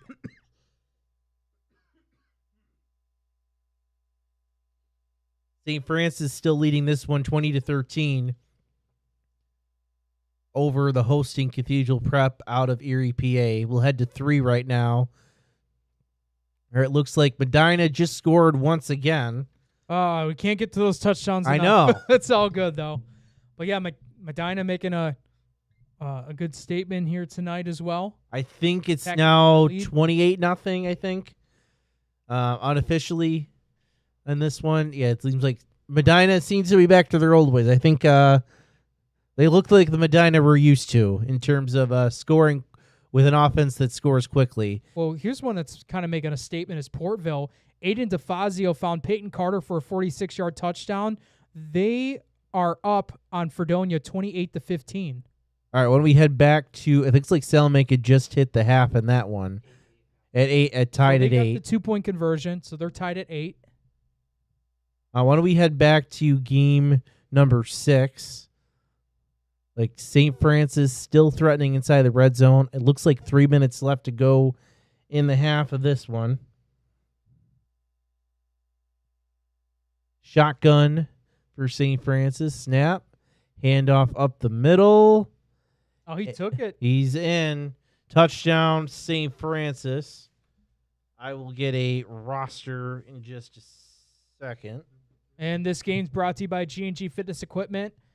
G&G Fitness Equipment is a full-service provider of specialty home and commercial fitness equipment with locations in Buffalo, Rochester, and Syracuse. Visit livefit.com. Looks like that was number 9 on the touchdown. Did we see a 9 or a 3? 3 would be Andrew Lindstrom. 9 would be Tyrone Clark Jr. What number's Cook? Clark got a touchdown. Yeah, earlier. I think that might have been Clark. That might have been Clark? Okay. That might have been Clark. Well, I did hear, I think Dom Cook also had a touchdown. I don't know if he was number 2 or not, or... I think, yeah, St. Francis tried a fake. Well, we'll get an update at some point about who may have got that touchdown. Oh, look at this. Oh, Brady Waring. That dude puts the team on his back throughout this season, and he does it here in this moment, taking it for a touchdown. So Eden has now cut the lead down to 10 with just over 5 to go in the first half. Yeah, remember we saw a little bit earlier Waring throwing that pass on that 4th and 6, and it looks like as that a few plays later he's able to score. Hopefully they show a replay just a second. So that touchdown by St. Francis, that was by Tyrone Clark. Okay. That's the second of the day. They're up 26-13 on Cathedral Prep. Okay, so my eyes were right for once. It was a 9. Frank's could have sworn he saw a 3. All right. Bennett is up 30-0 over Clarence. That one is at half. I believe we now have 3 of our games are at halftime. As Eden North Collins is going to go for 2 after that long touchdown run by Waring. Snap. Waring looks, throws. That one is caught, but it's short. Short, so 2-point conversion, no good. And it's a 10-point lead for Barker Royhart. When we head to game number 4, as it's 4 minutes to go in this one, Sweet Home has the ball in their own end. We're keeping an eye on all these games here. I think of the games going on, I think 3 are 1-4. Yeah, so we only have 3 games going on. None of these offenses are in the red zone right now, so we'll stick with this one for a second as the West defense makes a great play. And this game's brought to you by Wingnuts Buffalo, located near the Buffalo Airport at 4600 Genesee Street. Dine in or order for takeout. Open Monday through Sunday from 11 a.m. to 10 p.m. Visit wingnutsbuffalo.com. Jake, that was a 4th and 1 play that the West defense made that on. So it's a turnover on downs, and the Warhawks take over at the Sweet Home 30-yard line, 3:50 to go. Wow. Plenty of time to get another score. So we just mentioned not too long ago they scored 14 unanswered points. That can now be up to 20, maybe 21 right before the end of the half. They can go up 3 scores. Yeah, that West offense is doing a great job right now. Looks like Depew is heading to a similar spot, so we'll go to them after this play in game number 5. Anderson and company back on the field. Looks like Freeman's behind him. Motion man. Snap, handoff Freeman. Takes it to the right side. And he gets about maybe a yard or 2 on that one to set up 2nd and long with 3:40 to go. Let's head to game number 5. Oh, they got 50 seconds. Yeah. So this game here between Depew and Maryville is brought to you by SUNY Cortland. We'll see what the play does here in just a second. Looking one-on-one. and it's going to be incomplete. That clock will stop with 37.5 seconds left. This game here is brought to you by SUNY Cortland. SUNY Cortland stands out as one of New York's top public universities, a medium-sized school that offers academic strength across 68 majors, a high quality of student life, and a degree that pays back graduates. Visit www.cortland.edu to schedule a visit today. Also, real quick, we want to thank our other sponsors, Pathfinder College Planning, 510 Toy Shop and Sports Cards, the mental match with Sam Recco, Canisius High School, St. Joseph's Collegiate Institute, St. Francis High School, Trent's Trophy, recognizing the top linemen of Western New York, in Lewis & Lewis PC, located at 37 Franklin Street in Buffalo. Depew, back to pass, throws to the end zone. Try to go again there. Incomplete. Yeah, I think that one was a little far, but we are only marker. Yeah, there's a flag right around the 14-yard line. Interesting spot for a flag on a pass play. Depew up 20-14 in this one over Maryville. 31.5 to go in the first half. I want to head back to game one real quick. I think Barker Royhart. Oh, they're threatening. Yeah, they're threatening. I see 25. They are. I think it depends here who goes to huddle first. Number Depew. I think Barker Royhart beat him to it. So 2nd down and 2. Under 4 minutes to go.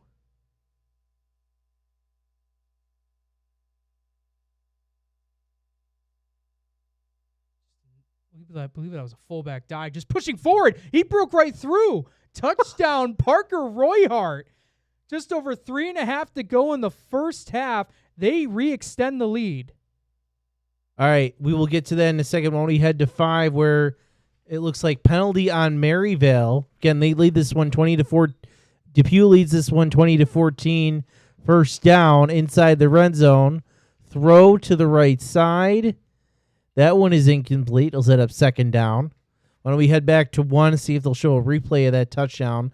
We saw it.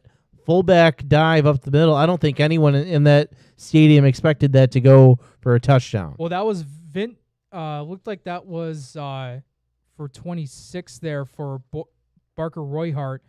That was Vincenzo Fazio, the senior. He had a rushing touchdown last week. Now he equals that with another one. All right, we're checking back in with West Seneca West Sweet Home. Warhawks take a timeout, so why don't we head over to 5? As Depew has it, throws to the right side. That one is caught. Oh, he hit the pylon. Let's wait for a signal. Oh, there's no official signal yet. Oh, they did. Touchdown. They called it a touchdown. Okay. So the back judge called it a touchdown. Actually, him and the line judge are talking about it. Well, they officially put that as a touchdown. I think right now it is. Big diving effort, though. So 26-14 is the score. Yeah, so Depew a 2-touchdown lead right now going to the half right. Incredible. Looks like Depew is going to go for 2. We'll check in. It looks like that timeout still finishing up in West Seneca. Snap. QB runs to his right, and he gets in. 2-point conversion is good. So the Wildcats, 14-point lead, 28-14. They lead crosstown rival Maryville in this big B2 matchup. And that one's about to head to the half. We'll head back to West Seneca now. It looks like it's 2nd and 5 for the Warhawks inside the 10. Motion man, snap. Anderson looks, throws. That one, incomplete. Incomplete. Even if he caught it, he hit the ground, so he's dead right there. Remember, once you hit the ground in high school, the play's over. You can't just get up. If there's no touch rule. If you're down, you're down. So it'll set up 3rd and 5. I think maybe after this drive, can we do another look at our scoreboard? I know we got a bunch of other scores in as well.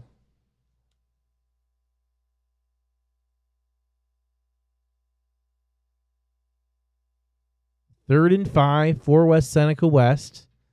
Snap. Anderson's going to take it himself. Off the middle, gets about 2-3 yards. It's going to set up 4th and short with about 1:20 to go. Halftime scoring update. St. Francis leads Cathedral Prep 28-13. That one officially at halftime.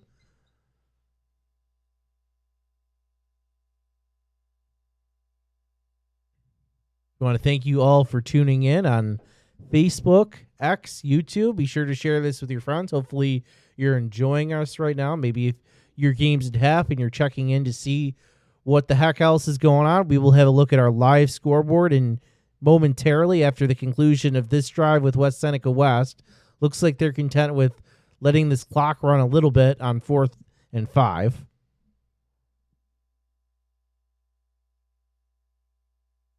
And they took a timeout. So when we head to game 1, still 3:27 left in this one. We just saw that Barker Royhart just scored. They now lead 28-12 over Eden North Collins. Eden North Collins has it at their own 45. And this game's brought to you by Damon University. Damon University is a private, non-sectarian university in Amherst, New York, offering undergraduate and graduate level degrees. Visit damon.edu to schedule a tour today. Well, it looks like the linemen were ready to go to the ball, and then they got called back to the huddle for a half second. I think we should go back to game 4. And we had to get back game 4.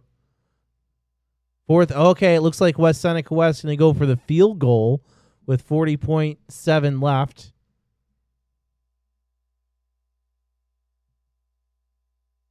Oh, and we lost the signal for it. Anticlimactic. Yes. Oh, no.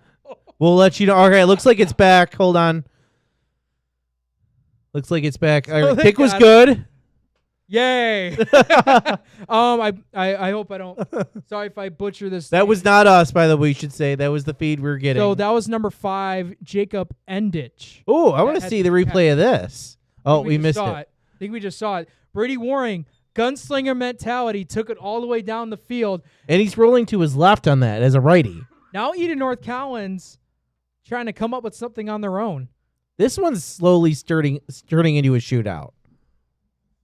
Well, that wouldn't be the first time Eden North Collins was in a shootout. That's true. Well, here's Waring. Nice catch. Able to cut it up to the outside. Able to bring it down. Beautiful job grabbing it. Great hands there by the sophomore Peyton Taylor. Why don't we check it on game number 7? As the second half started in that one. I'm sorry, game number 6. It looks like it. Yeah. So St. Francis scored. So 2-point play. They got someone wide open. Connected for the 2-point conversion. So St. Francis 34-13. early on in the second half, up by 21. Head back to game number 1. Looks like inside the red zone is Eden North Collins. Snap. Waring looks. He's going to throw. That one hits the turf. Incomplete.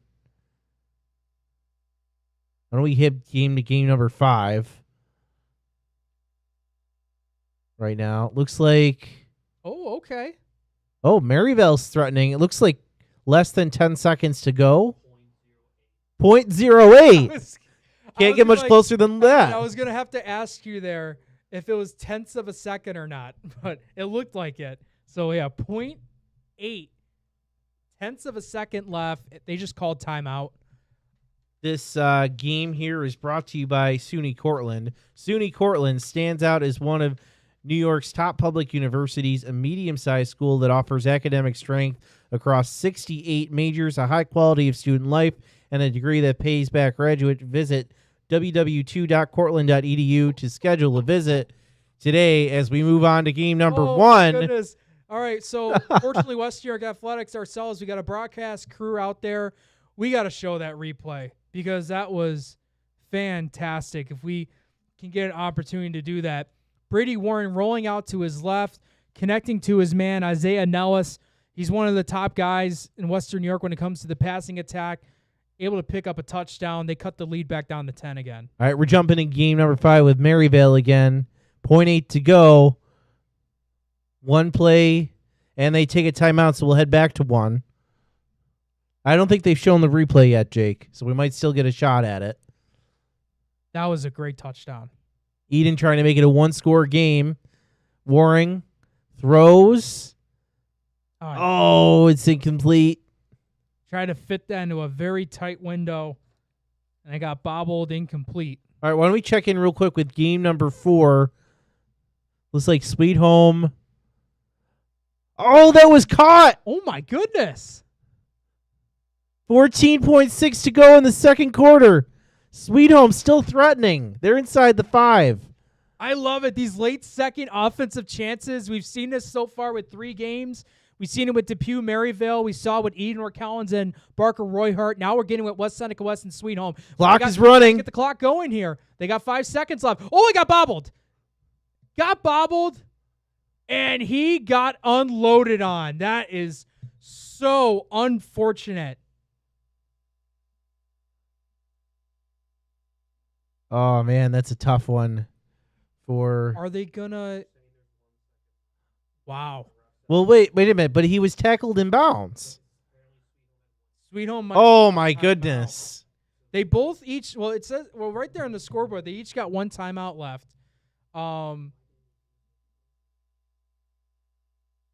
I wonder if that was a case. Sometimes, the home clock operator, lets it go. So they put it back 1 second. Rest put back 1 second. So I believe Jeremy Zimmer, right, head coach, Sweet Home. Sweet Home, yeah. Yeah, so he immediately went right up to them, just said, right, that's on his side because the play happened on his sideline, so he lucked out there. Yeah. So they're gonna get it. So Sweet Home's gonna get one more chance here. So they're down 3. I believe down 3 scores. Why don't we go back to the Octobox real quick? Was that Eden threatening again? Oh, no, never mind. Honestly, I wouldn't have been surprised. I know, the way this night has been going. Scoring in this game. Okay. All right, here we go here. Shotgun formation. Looks like 4 wide receiver, empty set. He's going to go right side of the field. Penalty marker's down, and it's incomplete. There's 2 penalty markers down. Oh, this is getting good. This might. Okay. Oh, it is only okay. Oh, yeah, because I think it's might be the lacrosse markings. It looks like the yellow. Yeah, those darn yellow hash marks. Okay. Okay. So penalty was on Sweet Home. Clock expired. So West Seneca West going into the half up 24-7 on Sweet Home. Jake, why don't we do this? I know second half has started in some places. Why don't we actually, should we check in with game number 5? Is that game still in the, yeah, I think that game is still in the first half. They're going to do one more play, another last second play in this first half. I almost forgot about the game. I don't know about you, but yeah, with all that West Seneca West I thought craziness. we might have had time left, but I wonder if there was a penalty, so they're getting like a free play here. That would be like my only guess as to why they're getting in there a chance. So they're going to go 4 wide receivers and a timeout. Oh my goodness! So we head back to the 3 timeouts from the combined 2 teams. Yeah, so far. I do think probably after this play, I think for housekeeping, why don't we take a quick short break? We have a lot of scores updates, so we'll take a quick short break and then we'll do our live scoreboard. And then we'll bring you back into that second half action. I know some of these games are starting back up, but I do want to get a look at that live scoreboard before we really jump into the second half of these games. Oh, hang on a second. I think there's something going on in Game 7. Oh, my goodness. No breaks yet, Francis. Salamanca's doing something. Yeah. What am I to say? I guess so. They said, no, we want to be early to the second half. Man, big play for Salamanca down the left sideline. They just started the second half like that. This game brought to you by Binghamton University.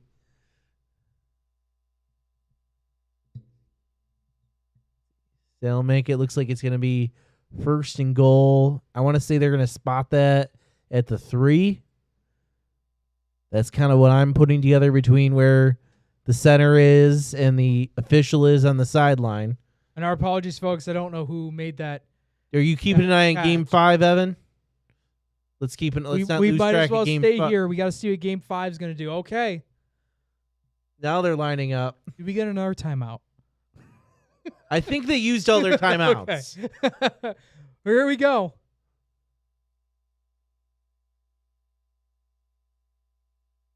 And he's going to be short.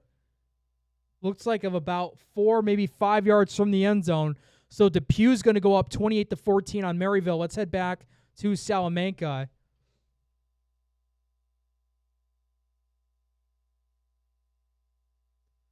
So it looks like they have just over 10 to go in the third quarter. Yeah, I don't think they scored yet because the clock is still moving. Snap. Handoff up the middle, and it's a touchdown. And I believe that's going to give Salamanca the lead. Yes, it does. 14-8, pending the extra point. Now we can take our break. Yeah. So why don't we go ahead and do that right now? Salamanca, you just saw, able to take the lead over Falconer. That's their first lead of the night, by the way. We'll go ahead and step aside. We'll be right back. This is now the Week 4 edition of the Empire State End Zone.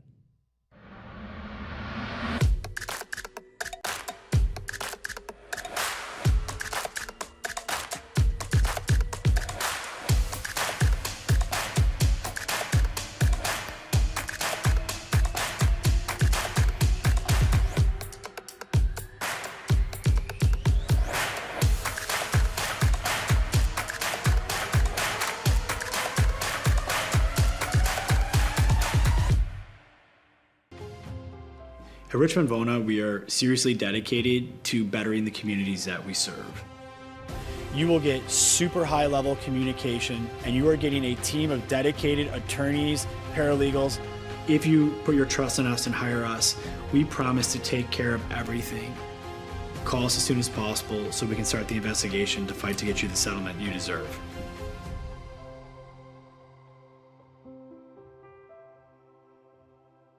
Wing nuts. You still got to go. Have you guys tried Room 40 yet?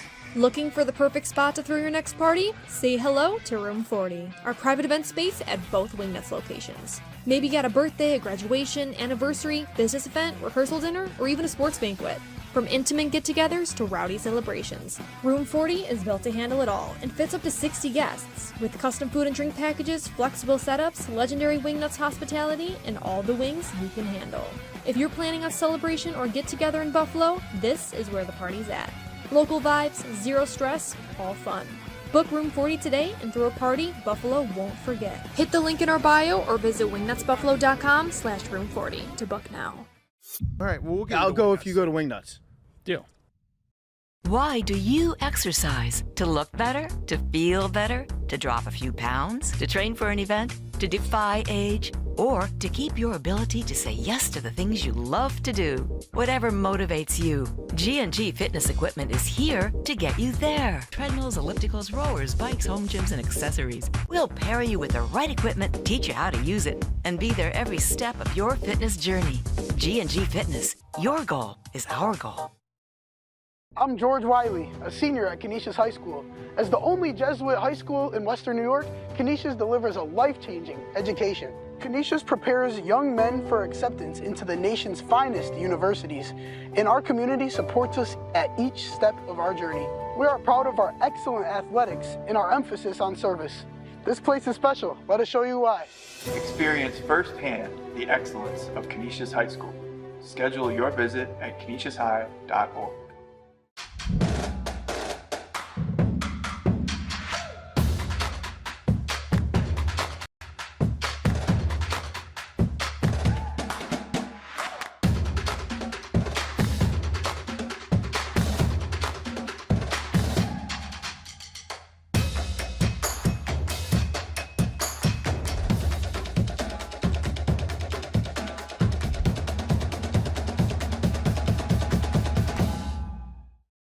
Logistics Plus is a global transportation provider headquartered in Erie, PA, with locations worldwide, including right here in Western New York. Logistics Plus is consistently recognized as a fast-growing transportation and logistics company, great supply chain partner, top freight broker, leading project cargo manager, and a great place to work. With a strong passion for excellence, our 500-plus employees put the plus in logistics. or an efficient personal approach for all of your transportation needs. More information about our Buffalo office is available at logisticsplus.com/Buffalo. All right, welcome back to the Empire State End Zone. Why don't we take a look at our live scoreboard? We just had several updates. Live scoreboard is brought to you by Western Division, home of the great rate. Several scores we have right now. Let's see. I'm trying to look at some games we haven't been following. North Tonawanda leading Kenmore East 21-14. Williamsville North 21-12 over Niagara Wheatfield. Lancaster 48-0 at the half over Hutch Tech. Portville 28-15 over Fredonia. And Newfane making a statement right now, 40-7. They lead Randolph. That game, as far as you know, still in the second quarter. And obviously we have some scores that we've also our games. I see Wilson over Silver Creek 8-6 as well, and other games that we've been following all night here in the Empire State End Zone. I think Medina, though, it says 14-0, but I think that's at 28-0 last we saw. Okay. So a couple scores we're still waiting on. So if you're at any of those games where it looks like it's 0-0, it might be out of date, let us know. We're on Facebook, we're on YouTube, so we can get that updated. We can keep everybody updated on what's going on all over Section 6 and Monsignor Martin tonight, week 4 of Friday night here in Western New York. And remember, make me happy here. We just try to get all the scores we can here tonight. Make sure they're all official and have gone final. Right now, we're just missing a couple, but we were one away from that last week. Let's try to get them all tonight. Francis, anything you've noticed on the scoreboard right now that's really popping out to you? I didn't think Newfane Randolph would be that big. I mean, 2 undefeated teams. So I thought Randolph would put a little more of a fight, but Newfane's really showing how good they are right now. We know they're going to face Wilson end of the year. Those two teams could be undefeated by the time they meet. Those two teams are rivals. They always play end of the year. Mm-hmm. So they're both undefeated, battling for the top seed in Class D. That's going to add a whole other level to that rivalry later in the year. I would say a little bit of Will North and Niagara Wheatfield. Remember, Niagara Falls, passing-wise, was very dominant over Will North. I believe that was 34-15 was the score. And Niagara Wheatfield had a battle with them against Niagara Falls. It took them until the fourth quarter for Niagara Falls to really turn it on. So for this to be a 21-12 score, it is close. I didn't think Will North, though, would put up 21 points already, but they're making a nice little statement of their own. Yeah, so a lot of scores going on down here. Again, this is our live scoreboard presented by Western Division, home of the great rate. Why don't we head back, Evan, to our Octo Box? You know, several games have already started the second half. Some are still in halftime. Actually, game 1 is still in the first half, Jake. Parker Royhart scored again. Yeah, why don't we head over to game 1 as there is a conference among officials. 36-18 already? They're still in the first half. Well, when you're scoring like that, it's going to be a long night, Jake. Yeah, it's going to be a long night for them. So penalty on Eden North Collins is going to bring him back a little bit. And again, we're going to have another last-second play inside the red zone to end the half. I think that's been half our games already. I think that's 4 now? Yeah, that's half our games. That's incredible. So we hope you guys are having fun at home because we're certainly having fun.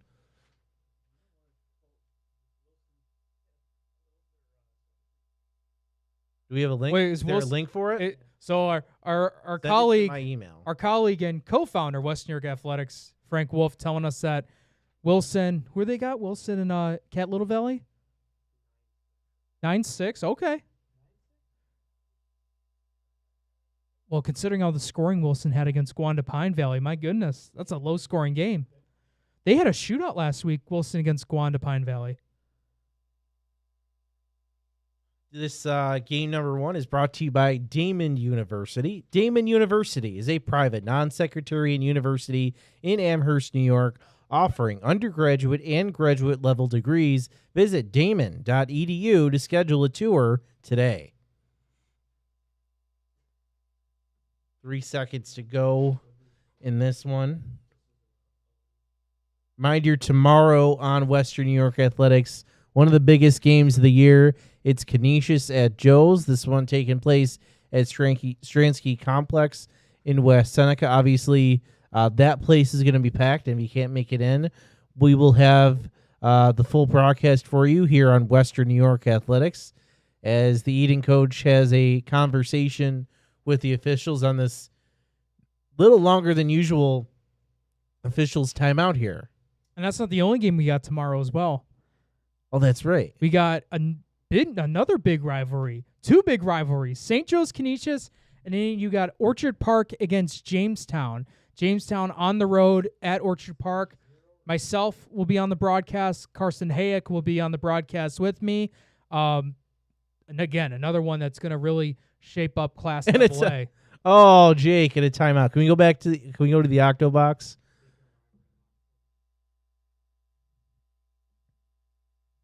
Oh, that's right. Niagara Falls. Yeah, Lockport, Niagara Falls squaring off. Too. Rivalry weekend. Wow. Early rivalry weekend. Why do we head to Game 8? Yeah, I was just going to say Game 8 might have something. Haven't spent a ton of time on Game 8. The Ocho.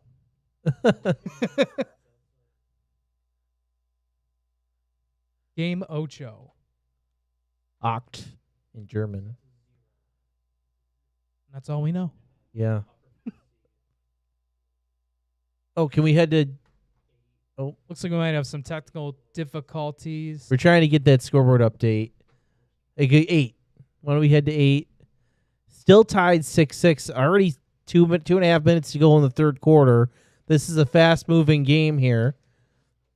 And this game between Star Point and South Park brought to you by Colvin Cleaners, Western New York's premier green earth dry cleaner. Dry cleaning, wash and fold laundry, shirts, and tailoring. Located at 2375 Elmwood Avenue in Kenmore. You can call them at 716-873-2952. Okay. I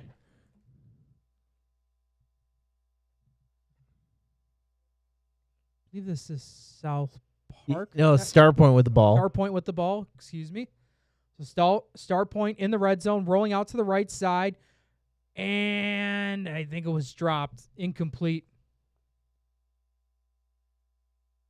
I think this is one of the few fields I've not been to yet.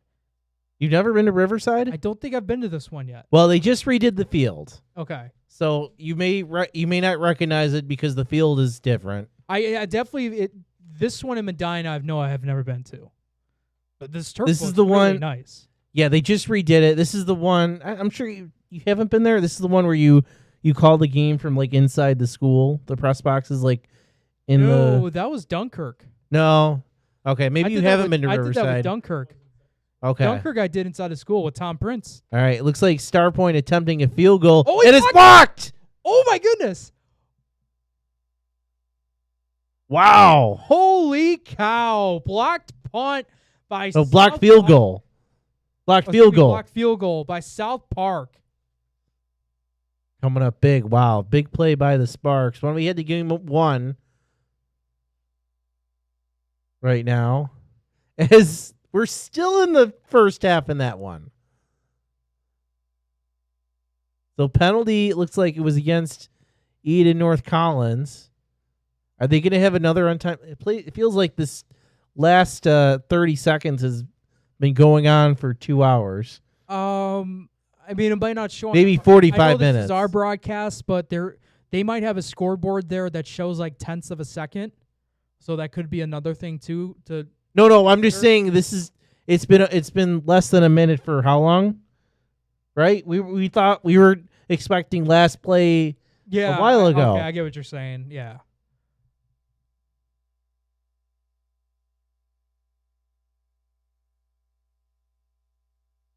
After this, why don't we check in on Game 7, where I see some action. Snap to Waring. Yeah, he wants it.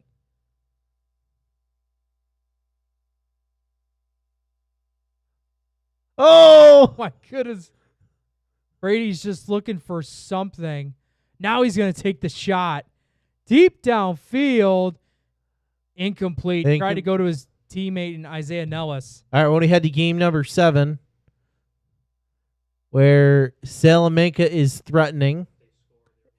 Actually, they just scored, so they lead this one 28-8. If my eyes, 20-8 with 2:19 to go in this third quarter. This game brought to you by Binghamton University. So Salamanca gets another score. They're approaching quarter number 4, as we'll head to game number 2. This one also approaching quarter number 4. The Tigers, 38-0. They lead Clarence. And it looks like it's Clarence with the football. Yeah, it looks like Clarence with the football. They're trying to get to draw their first blood in this one. But Bennett taking care of business. Yeah, Clarence facing their second loss in a row. Remember, they lost to West Seneca West last week in that close game. And they're on... facing one against Bennett. When we head to game number 4 actually. This one's in the third quarter. Okay. Looks like Sweet Home just punted to West Seneca West. 9:24 to go. West leads 24-7. I saw something on game 5, but I think it's now. I think, opening kickoff for game 5. Trying to see. No one else is really in red zone territory. Why don't we check in on 4? Let's go to what should be 4? No. That's where we just came from. Okay. Why don't we just check in on game number 8? Remember, that was the South Park had the blocked field goal. They have the ball fourth quarter now, and it looks like they're punting away. So still a 6-6 game. Oh, I think that one was nearly muffed. Oh, South Park almost got the ball back.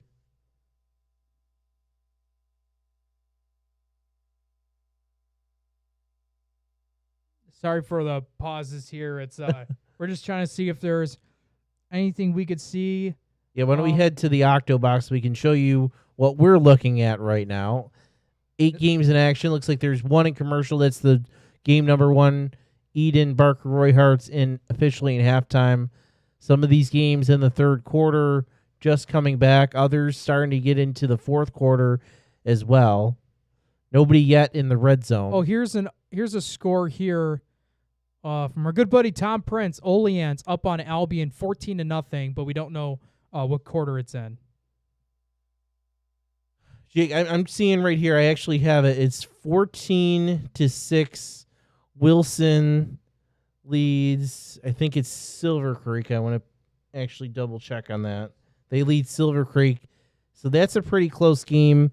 We can put that up there, but Jake, I don't know which game we replace right now. We only have 8 slots. Yeah, we got 8 slots, and these are games that have been, pretty competitive. Yeah, we might either 2 or 3, Evan, because I mean, we'll see what happens in game 2. Yeah, we'll keep an eye.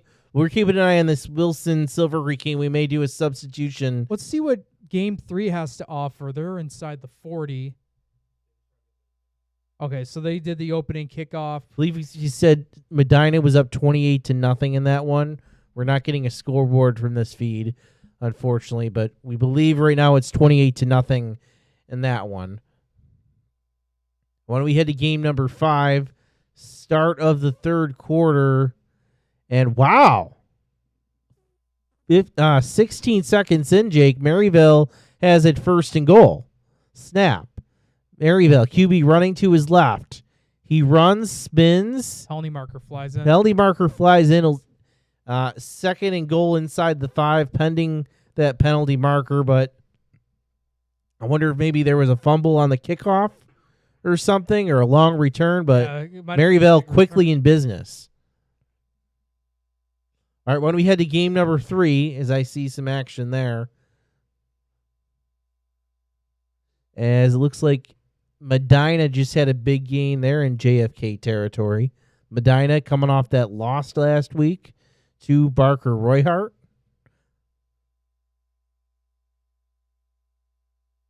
And we'll head back. It looks like that penalty was on Depew.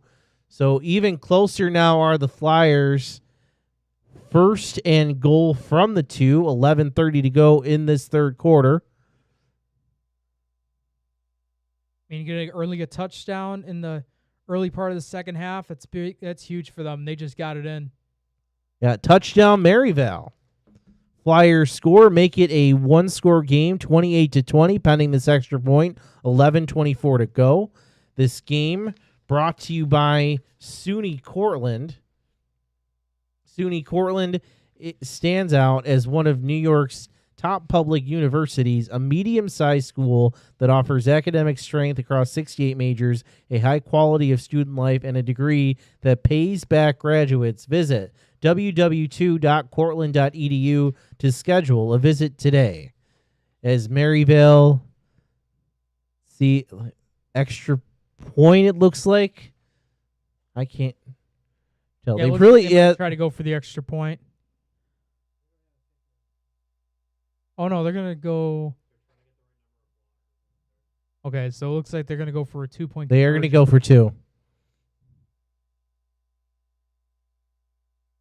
Oh, bobbled it. He has a man open, though. And. Yeah, they waved it off. Well, we'll see. It's still a one-score lead, though. One-score game. We'll see if those points come back to bite Maryvale later. But it's a one-score game, 28-20. Depew leads early in this third quarter. Why don't we go back to 8? 8 right now. Sparks with the ball. Okay, they called timeout. Sparks with the ball midfield. How much is that now? We've seen all night. Well, that we've gone to a game as timeout. Yeah. That's probably getting close to half dozen. Oh, never. All right, why don't we go to game 2? Bennett threatening once again late in the third quarter. Looks like a long pass play gets to around the 25. 45 seconds to go. Looks like Bennett's trying to come up to the line, see if they can get into the red zone before the fourth quarter comes. Bennett, a little bit of a hurry-up offense. Don't usually see this out of them. I think this is New Jersey's for Bennett, by the way. Snap. QB looks, throws to his right. It is incomplete. 20.6 to go in the third quarter. Might have to head to game 7. Looks like Salamanca might be doing something. Someone got hurt. Oh. So it looks like that might be Peyton Bradley for Salamanca that just got hurt on that play. And right now it's 4th down for Salamanca. Although I'm sure that's the last thing they're thinking about right there. Why don't we head back to our Octo box as we look. Why don't we check on game 3 for a second? Looks like Medina is threatening. We'll head back to game 2 before they hit the fourth quarter. And this game here between JFK and Medina is brought to you by Logistics Plus Buffalo. And we have a touchdown by Bennett. So the Tigers get on the board once again before the fourth quarter. They now lead 44-0, pending the extra point. 2-point conversion they will try. This game brought to you by Richmond Vona. Richmond Vona LLC has the skills and experience needed to handle a full range of car accident claims, including those with multiple parties and catastrophic injuries. Call 716-671-4341 for your free consultation today, or visit richmondvona.com as that 2-point conversion is good. Yep, for 46-0 Bennett, as we'll head to game number 3. And it looks like Medina just scored. Right, yeah, Jake? they're setting up for the PAT. What was that? So you're thinking East 6th or 7th touchdown for the Mustangs. So for this game between JFK and Medina, as this PAT goes up on the way. And it appears Wilson just scored. It is good. Logistics Plus Buffalo for all your transportation needs, full truckload, LTL, dedicated and drop trailer moves. Logistics Plus Buffalo is a one-stop shop. Email buffalo@logisticsplus.com for your next shipment or warehousing needs.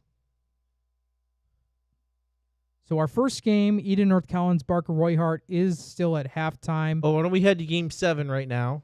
So this is Salamanca taking on Faulkner.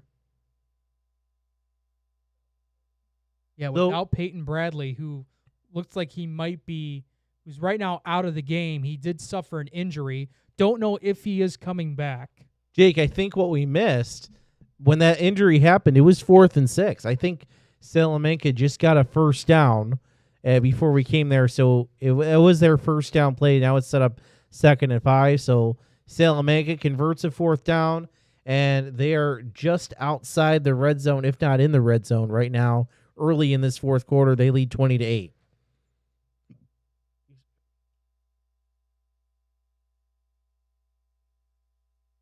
All right, after this, we'll head to Star Point Riverside. Meanwhile, the snap. QB is going to keep it up the middle. Runs forward. Well, there he goes. He got inside the 10. So first and goal, Salamanca. Why don't we head to Riverside, game number 8.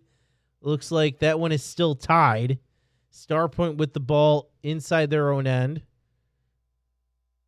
Throw over the middle. Good chunk gain for the Spartans. Where do we head to next? Why don't we head back to Salamanca, first and goal? This game between Faulkner and Salamanca is brought to you by Binghamton University. Some sponsors we also want to thank is Pathfinder College Planning, 510 Toy Shop and Sports Cards, The Mental Match with Sam Recco, Canisius High School, St. Joseph's Collegiate Institute, St. Francis High School, Trent's Trophy, recognizing the top linemen in Western New York, and Lewis & Lewis PC, 37 Franklin Street in Buffalo. All right, that snap was bobbled a little bit. I think it hit the feet of the quarterback. He's able to pick it up and get back to the line of scrimmage, sets up 2nd and goal. It looks like all of our games, except for that Eden Barker Royhart game, are now in the second half. We know, I think Bennett at this point should be in the 4th quarter. If not, they're about to be. And we know other games are approaching the 4th quarter. Wilson right now leads Silver Creek Forestville 21-6. We might check in on that game later tonight or in a little bit. But right now, we'll go back to Salamanca here as they try to punch it in. Quarterback takes it to the right side. He's in. Touchdown, Salamanca. And that's Peyton Bradley. He came back in the game. So, wow. Wow, that's impressive. Yeah, he got hit hard earlier on this drive. He comes back into the game, takes it for 6. And now they have now scored 26 unanswered points. Yeah, Salamanca showing up well. They lead 26-8 right now, pending the extra point. Looks like 9:22 to go. This one in the 4th quarter, if I'm reading that scoreboard correctly.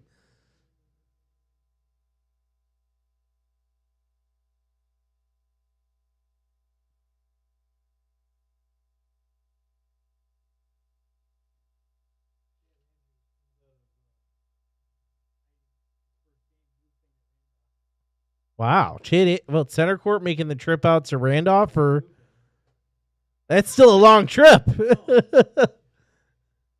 All right. Well, we got a scoring update here. Portville's up on Fredonia 28-22 midway through the 3rd quarter. Penalty, it looks like, on Salamanca on the 2-point try.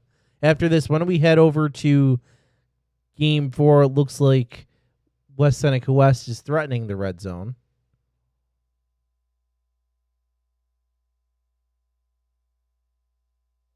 Caden Wright from St. Francis intercepts Cathedral Prep. So they have the ball at their own 18-yard line. I believe that's still a 34-13 score. Salamanca still going for 2. Motion man. Snap. QB rolls to his right. Looks. Throws. And that is caught. 2-point conversion is good. The Warriors lead 28-8. And with 9:22 to go in the fourth quarter, we head over to West Seneca West. It's Indians with the football, and they punted on 4th down in the Sweet Home end. That one goes into the end zone, will be touchback. Sweet Home will take over as we head to game number 8. As it looks like another hit timeout. Bad timing. We hit a timeout, but we got to check in with this game because this one is very close. 5:06 to go in this fourth quarter. Very different from the game on this field last night between McKinley and Will East, which was, I think it was 28-0 by the end of it. And I think it was like 20-0 at the half, if I remember right. But why don't we head back to our Octo box, see what else is going on. It looks like half number 2 is about to begin in in Barker. Other games going on. Why don't we check in with game number 6? We haven't heard from St. Francis in a while. I know you just had a scoring update as St. Francis leads 34-13. Well, Caden Wright on St. Francis had an interception. They started the drive on their own 18-yard line, so they are moving the ball right now so far, attacking on 27 more yards, I should say. So they're still in their own territory, but they're trying to move the ball, extend this lead. All right, this game is brought to you by G&G Fitness. G&G Fitness Equipment is a full-service provider of specialty home and commercial fitness equipment. Locations in Buffalo, Rochester, and Syracuse. Visit livefit.com. Do we know if this is in the third or fourth quarter? Let me see. Third quarter still. Oh, my goodness. I think Puddles that time... Puddles just went tumbling.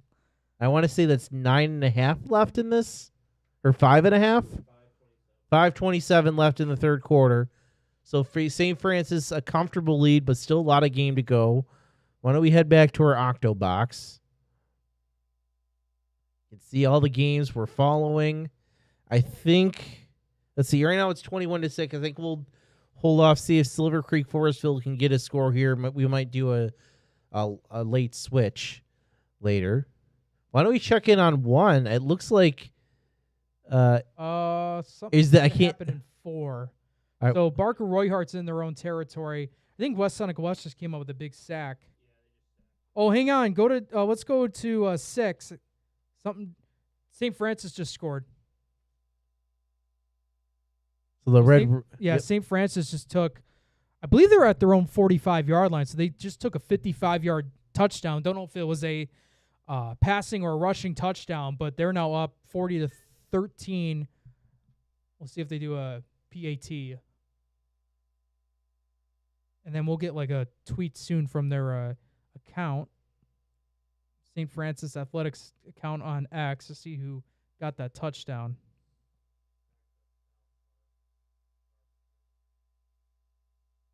All right, South Park and Star Point inside their opponent said that pass incomplete. Going to make it 4th and 5. Decision time here for the Spartans. And this game here is brought to you by Colvin Cleaners, West New York's premier green earth dry cleaner. Dry cleaning, wash and fold laundry, shirts, and tailoring. Located at 2375 Elmwood Avenue in Kenmore. You can call them at 716-873-2952. We're keeping an eye. Looks like game number 5. Depew not quite in the red zone, but they're getting close. We'll check in on them after this play. So 4th and 5 here for Star Point. They're going for it in a tie game. Snap. Someone jumped.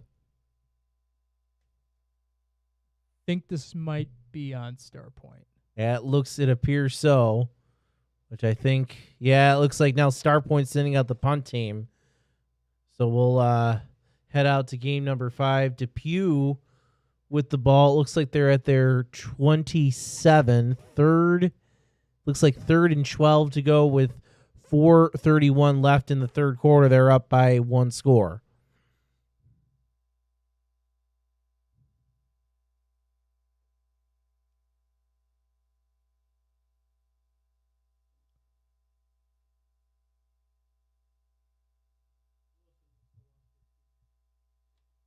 Darn. I still have Wilson up here on my computer. Yeah. Oh, yeah. See right here. Maybe refresh it. Oh. They just don't want you to watch it. It's just you, Frank. It's just you, Frank. Like, oh, Frank's in this?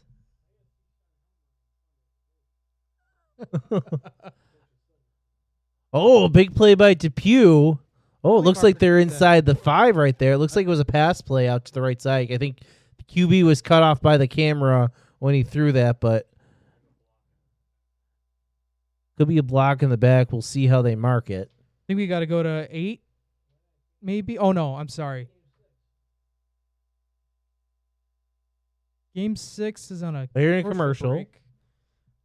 I'm sorry, I forgot Game 8 South Park. I'm sorry, Star Point punted, but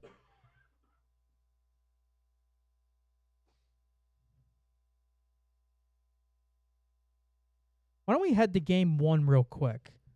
Barker, Roy Hart. Looks like they just scored. Oh, bobbled snap. He's going to take it himself, though. Cut it to the outside. Burst of speed. Going past the 30 to around maybe the 20. Looks like they'll put it to 24. There is a penalty. Looks like they. Are they going to call a late hit there? That was a little like. Did you see that at the end where it looked like he was kind of out? I don't see where the penalty no. is at. Yeah. It's on the offense. Why don't we check in real quick in game number 2? Bennett's been taking care of business, 46-0, but the Clarence Red Devils threatening. They're inside the red zone. Handoff up the middle. And they get it inside the 10. It'll set up 1st and goal for the Red Devils, trying to get their first points of the game. I think this one is now in the 4th quarter. I think it says 3 on there, but we're pretty sure this one's in the 4th quarter already. So, but Bennett, as we mentioned, taking care of business in this one. This game presented by Richmond Vana.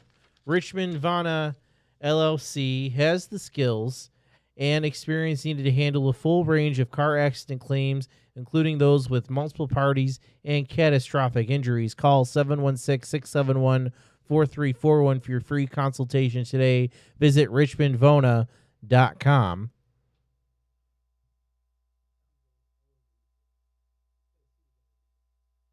Am I saying it right or wrong?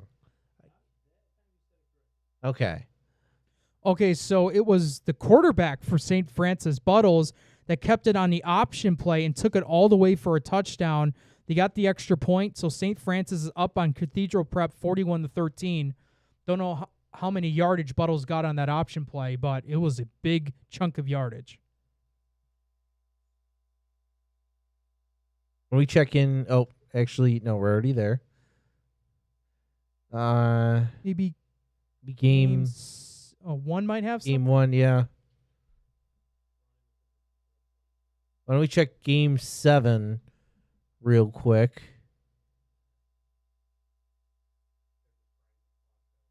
Oh, Salamanca with the ball inside their own end. I'm sorry. Why don't we get back to 2? Or 1. Well, here's a replay of that one. This guy's been having his name called a lot. Number 26. That's like Vincenzo Fazio, their senior running back / fullback. He had a touchdown earlier in this game. And Clarence just scored. The Red Devils finally get on the board with 7:37 to go. A non-league game, AA and A1.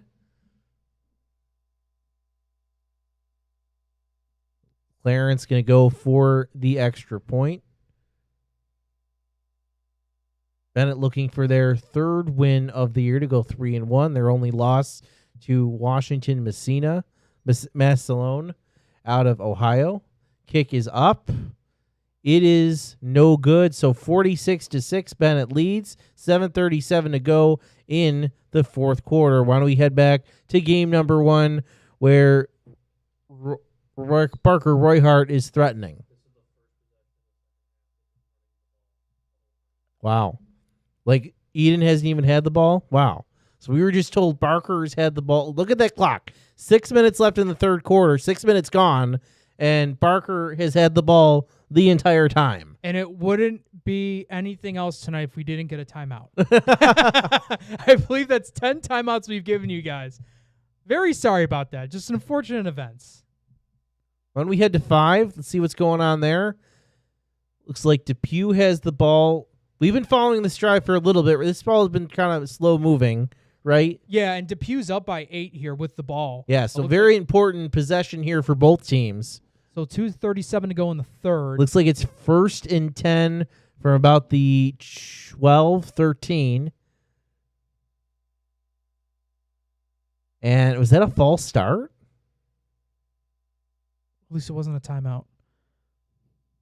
Yeah, false start on Depew.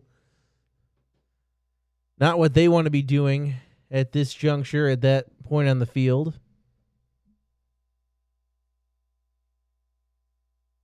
Trying to see who has the ball. I'm keeping an eye on that Wilson game.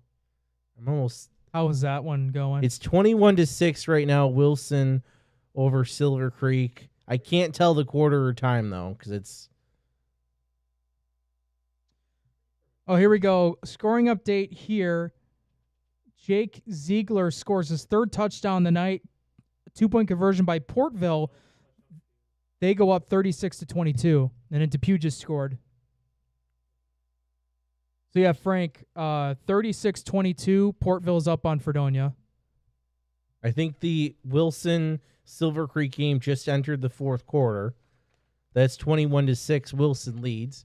Reminder, this game you're seeing right now between Depew and Maryville is brought to you by SUNY Cortland. SUNY Cortland stands out as one of New York's top public universities, a medium-sized school that offers academic strength across 68 majors, a high-quality student of life, and a degree that pays back graduate. Visit www.2.cortland.edu to schedule a visit today as we head to game number 1.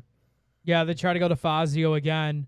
It looks like he got short of the goal line, and there's an injured player. Raider down. Or no, he looks like he's back up. Okay. Oh, he's up.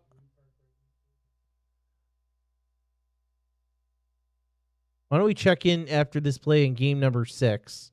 So it looks like play is happening in the end zone. No? 3, I think 3 might have 3. Something. No, JFK has the ball there. JFK has the ball, okay. Yeah. Why don't we make that switch, Evan? Think there was a link from Frank that was sent to you in that email or about an hour ago if you check the Gmail. You want to plug that in for game 3 as Barker Royhart is trying to cap off this drive.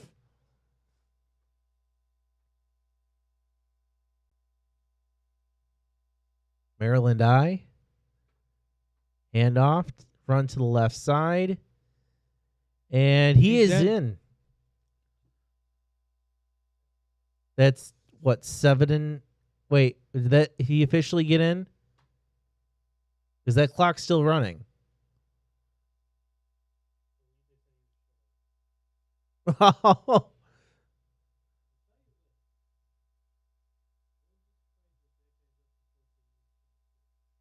I wouldn't be surprised either. Yeah. I mean, they have been so good, so resilient. They had a big win against Medina. This is one of the most high prolific offenses they're going up against so far in Section 6 in Eden North Collins, and they are just dominating them. So they just scored their touchdown. They go up 42-18. Rolling out to the right side, they have 2 men open, but one of them grabs it in for a 2-point conversion. 44-18, Barker Royhart up on Eden North Collins. All right, do we want to head to game number 8? Is that what I'm seeing? Yep. Where it's still tied 66. Is it 24 seconds left? Yep.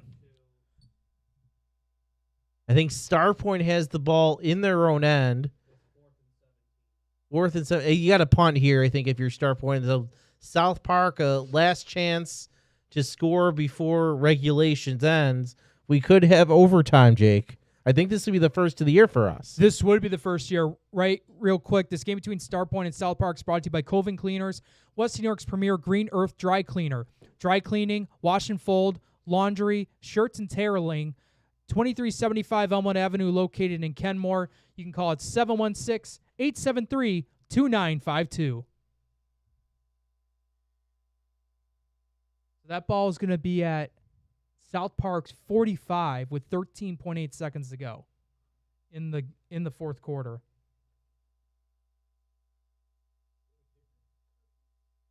Yes. Well, remember, Star Point got their field goal blocked. Do you remember that, Frank? Yeah, they had a field goal blocked earlier in this game. Cathedral Prep just scored. Score is now 41-20 St. Francis.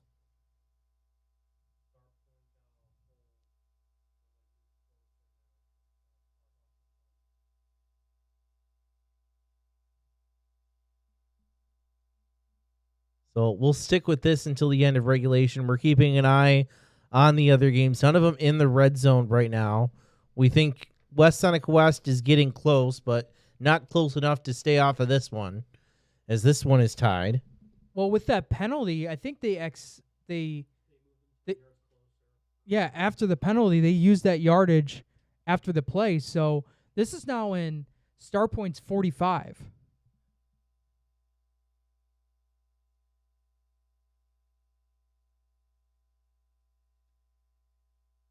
They're playing prevent defense here. So from the snap, taking a quick pass, and they're going to let it quickly go out of bounds at the 36. Clock stops at 8.5 seconds. I think now you do the Hail Mary, right? I mean, that's pretty good game plan there. You knew what to expect. Get about 10, 15 yards. Get yourself to the 35. It's long for high school, but not too long. No one's asking you to throw a 55-yard Hail Mary here. This is manageable. It's probably going to be in the 40, 45-yard range. Some high school kids can pull this off. The other interesting is, according to the scoreboard, both teams all have 3 of their timeouts left. I mean, it's only 8 seconds left. I know, but you could probably do something that's maybe an push to 5-10 yards, call timeout. That was a high pass there.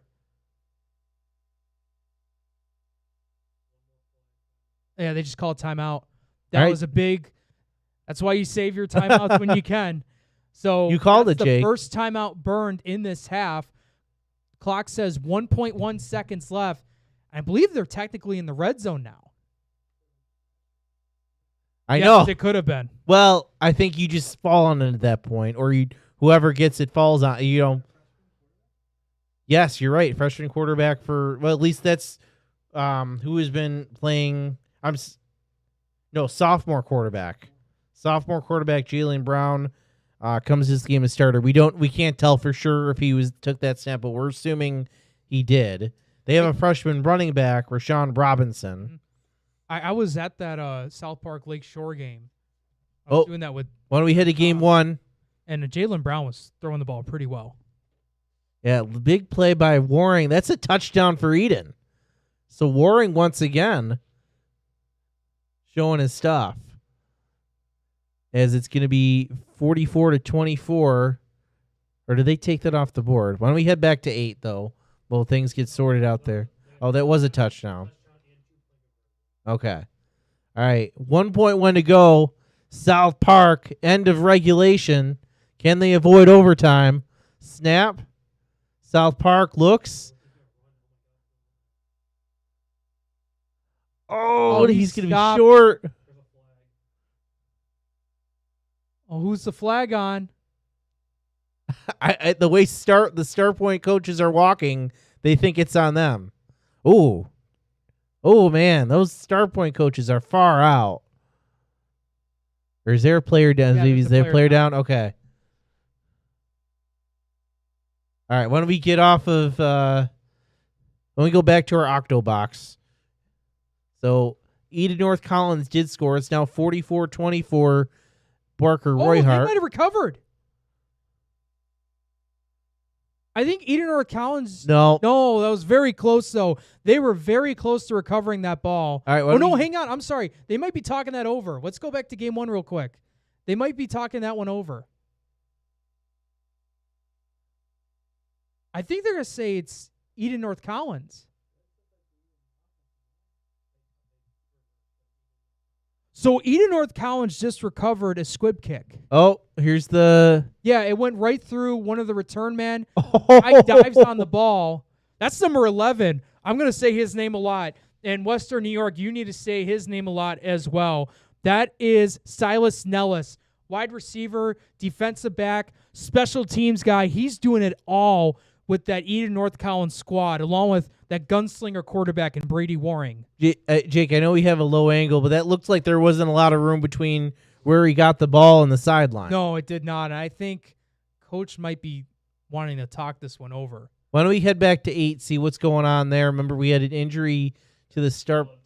Okay, they're still attending to the injury at Riverside with a star point player, so we're keeping an eye on that. We'll bring you back for the final play of regulation there.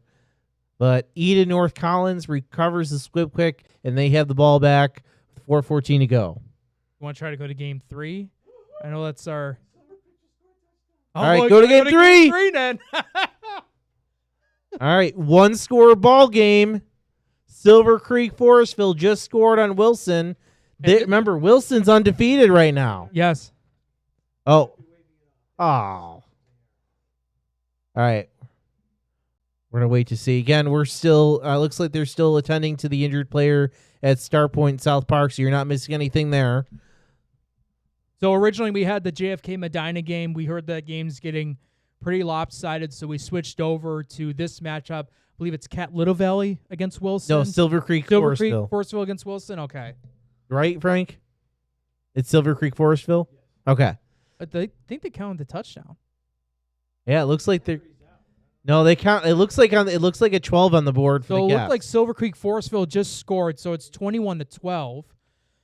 This game here is brought to you by Logistics Plus Buffalo. For all your transportation needs, full truckload, LTL, dedicated and drop trailer moves, Logistics Plus Buffalo is a one-stop shop. Email buffalo@logisticsplus.com for your next shipment or warehousing needs. All right, can we check game number 8?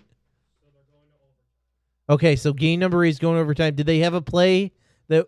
Okay, so the clock ran out, so that game number 8 is going to overtime. We will have overtime coming up. Why don't we check back into Wilson? Or else, we check into Wilson, then we'll go to our Octo box. We lost our secondary Octo box for a few moments. We'll have that back. I don't think they got it. No, they're well short. So 2-point conversion is not good. It's still a 2-score lead. Looks like 9:32 to go in the fourth quarter. Cathedral Prep. Can we go to the Octo box? Got 2 more points thanks to a safety. So St. Francis is still up on Cathedral Prep, though, 41-22. All right, let's check game number 5. Looks like Maryville is threatening down 2 scores. Shook a man. Spinning through, diving forward, close to the 5. Might be in between the 5 and 6 yard line. All right, let's go to game number 1. Looks like that one was inside the red zone as well. Eden, remember they recovered that squib kick. And now another officials conference. We've had a couple of these in this game. Yeah, that's within the past minute or so. And now we're going to get the replay here to see what might have happened. Did they call that a catch? Is Tim our producer over there, Frank? There we go. Can we pull in? I love the producer, Tim Gardner, who's here showing you the replay. Did Silas Nellis make this catch? We might be able to pull in. It might have been picked off. That's what Barker Royhart's saying. And they're having a talk with it. I think Eden North Collins is going to, or did they not get it? Oh, did they give it to Barker Royhart? Yeah, they gave the ball to Barker Royhart. Snagging it away from Eden North Collins. They take over well in their own territory. All right, let's head back to Depew, where it looks like it's going to be 3rd and goal for the Flyers. Again, down 34-20, 10:05 to go in this fourth quarter. Flyers, I think, really you need to score here in order to stay in this one. I got a scoring update here, but Salamanca won final 28-8. I do have a scoring update between Portville and Fredonia, but we'll see what this play is real quick. So high snap. Oh, he faced pressure right away. He had a receiver, but had to throw it away. Faced a ton of pressure from the Wildcats defense. Portville now up on Fredonia, 43-22. Jake Ziegler trying to get a Conley Cup nomination. He has 4 touchdowns on the night. All right, as we rate this 4th and goal, we wanted to remind you this game is brought to you by SUNY Cortland. SUNY Cortland stands out as one of New York's top public universities, a medium-sized school that offers academic strength across 68 majors, a high quality of student life, and a degree that pays back graduates. Visit www.cortland.edu to schedule a visit today. 4th and goal for the Flyers. Game pretty much on the line, Jake. Maryville has to score and stay in this one with 9:59 to go. Shotgun formation. Snap. QB looks, throws, and it is incomplete. I think there was confusion between QB and receiver. Both guys didn't turn their heads over, and you almost picked it off. Yeah, they almost picked it off. I don't know if the receiver and QB were on the same page as far as what the route should have been, but all right, when we head to game number 8, this one officially now in overtime. Looks like South Park with the football first. All right, Kenmore East, North Tonawanda tied 21? 21 right now. So I'm assuming that one's in the 4th quarter? Okay. Have a link, maybe? You know what? I did actually. We do. We just can't see the scoreboard. And remember, that's when we never see the scoreboard. But we do have a link. We could go to it. North Tonawanda, Kenmore East. If you go on Huddle.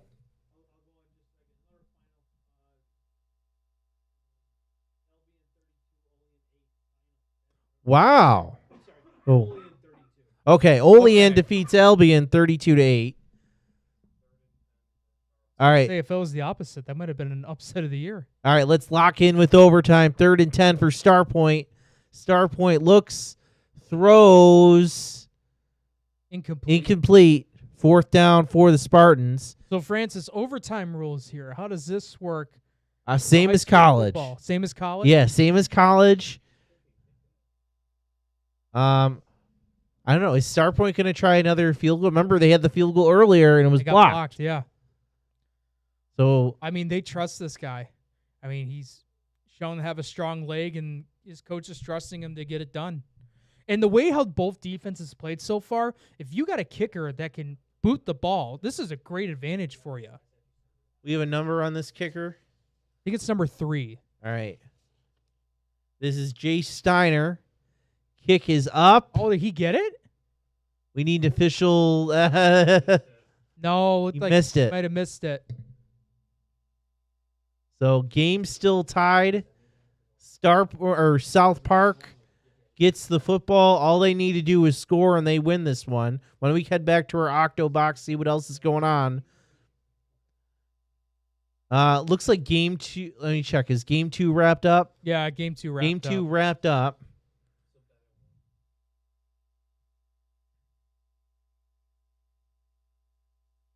Bennett.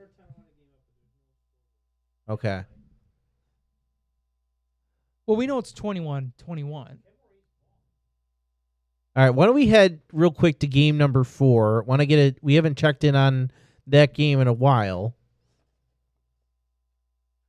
Between West Seneca West and Sweet Home. It looks like it's West Seneca West taking care of business 31-7 over Sweet Home. This game brought to you by Wingnuts.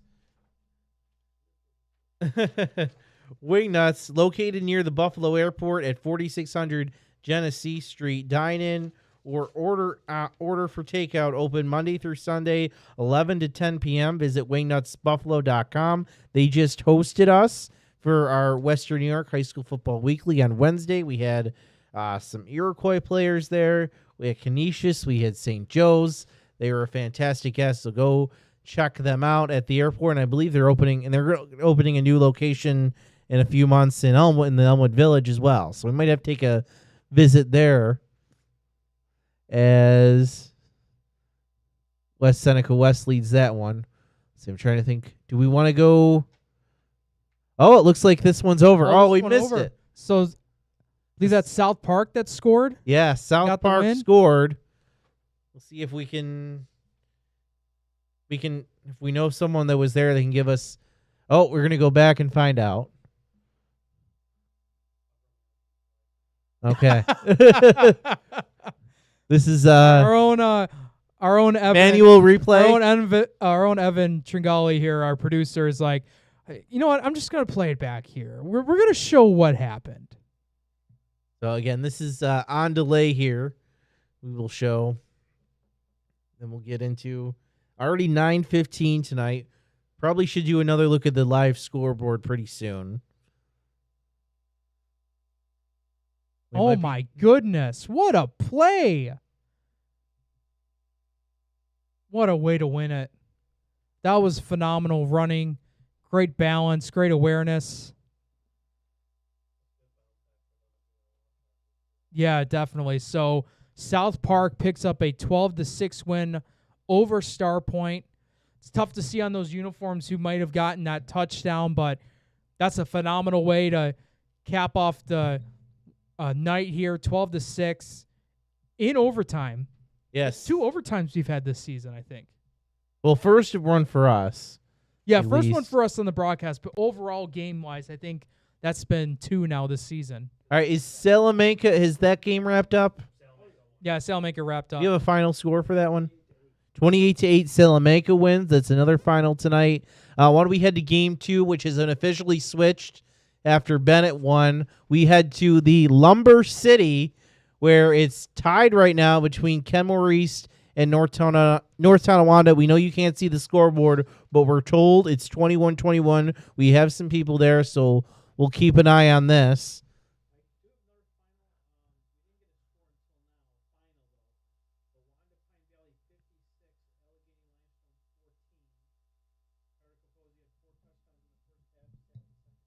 All right, so Gowanda gets the win tonight against, oh man, who was it again? Allegheny Limestone. Against Allegheny Limestone. We're going to show our live scoreboard in just a little bit, but we're going to stick with Kenmore East North Tonawanda late edition. Now another update here. Portville just dominating over Fredonia, 50-22. Why don't we head Jake back? Ziegler with another touchdown, his 5th of the night. All right, why don't we head to our Octo box? We know some games on here have finished. Why don't we check in? Is Barker Royhart approaching the red zone right now? Looks like they are. They're at about the 37-yard line. They're up 44-24 early in this fourth quarter. Again, this game broadcasted in full right now on our Western New York Athletics YouTube page. You can go and check that out as well.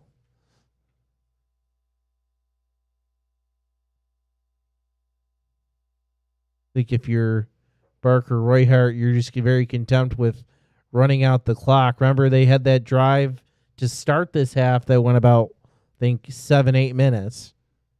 Yeah, absolutely. We want to thank some of our sponsors tonight: Pathfinder College Planning, 510 Toy Shop and Sports Cards, the Mental Match with Sam Brecco, Canisius High School, St. Joseph's Collegiate Institute, St. Francis High School, Trent's Trophy, recognizing the top linemen in Western New York, and then Lewis & Lewis PC, located at 37 Franklin Street in Buffalo.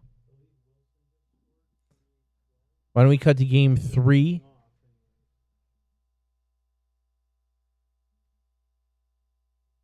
Game 3.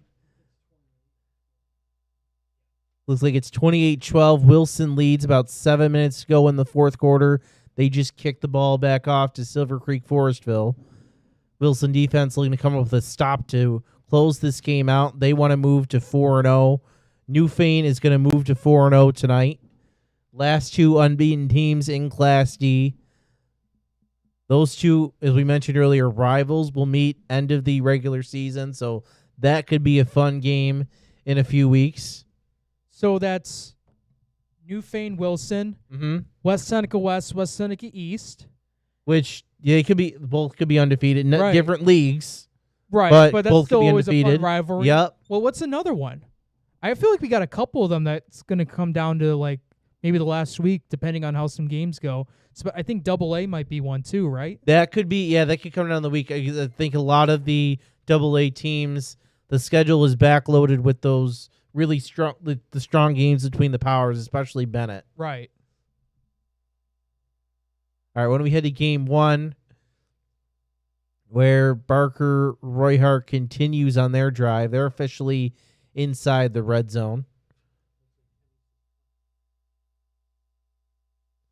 All right, we're told Ken East is punting right now. Do we have someone at the game who can give us the time roughly remaining? I know we can't see that score, but we know it's 21-21. If we can get the time, at least we can help our audience kind of stay in the loop on what's happening right now. Hope you are enjoying us on Facebook, YouTube, and X. We're seeing some of your comments here. We're trying to keep up with them here as we follow the action. I mean, you're seeing some Maryland Eye, and I think you can see they have the play clock there too, so that also helps. When the QB can look directly at the play clock and know how much time I can kill off. What other? Let's see. I know we have our Octox. We have 1, 2, 3 still going. Why don't we check in again at number 4? That's West Seneca West Sweet Home. Okay, it looks like West Seneca West is kneeling out. They're going to go 4-0 on the season. They lead Sweet Home 31-7. We've been able to get. When we check in game number 5 or game number 6, we'll stay here for a second. St. Francis 41-22 lead, but they're going to add on to it. A touchdown for the Red Raiders. I want to say 5 minutes left in the fourth. 5:10 left in the fourth. It's now 47-22, pending the extra point for the Red Raiders.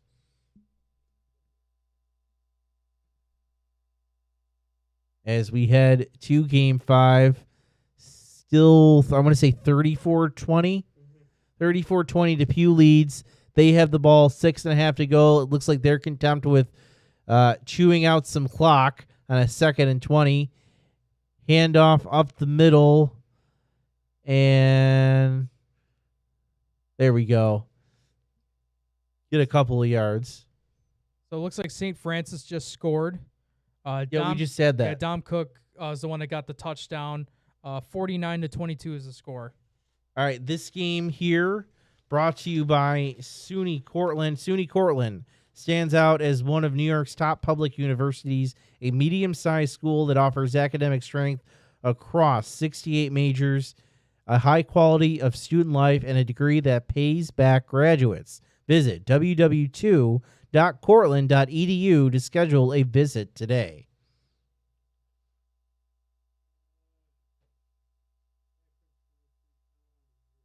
All right, looks like Akron leading or defeating? Okay, leading Tonawanda 10:44 remaining is the score is what? 23-0. Akron leading Tonawanda. Why don't we head back to the Lumber City in game number 2? And it looks like North Tonawanda.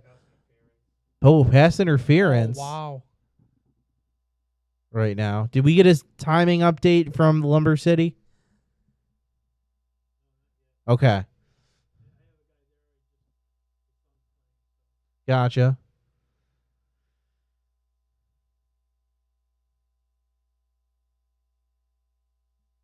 Still following several games. Getting close to that 9:30 hour. Several games still going. Why don't we check in on Wilson right now? 20-12. I'm seeing about under 6 minutes to go. Yeah. What was that? 28-12. So Wilson taking care of business. Why don't we check it on this play?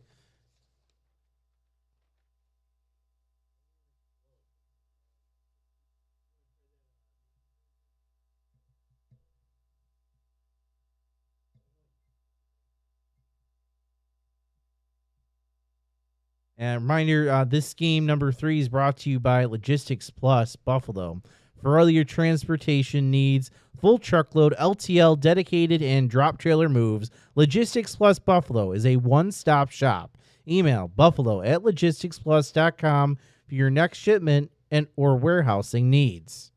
And it looks like Barker just scored. They're going to go for 2. Or no. Yes, they are going to go for 2. Throw back of the end zone too far, and it's now 50-24, 7:43 left in that one. Jake, selfishly, I'm glad I'm not the crew up there because it's 9:25 and that game is in Barker, and we're in Amherst. And I'm not going to do that math from that. That's 45 minutes at least. 45. Okay. What do you mean 42? Exactly. He knows it on the dot, Francis.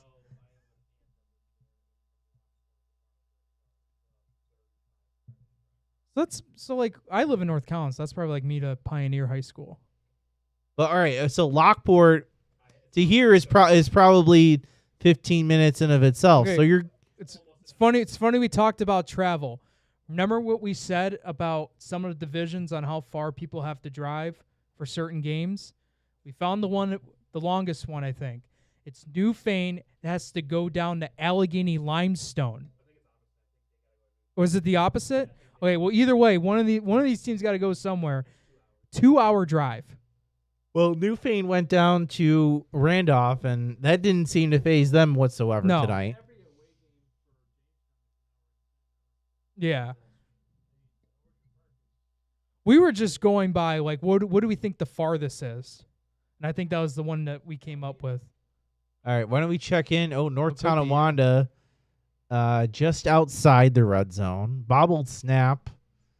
Going to result in a short loss for the Lumberjacks.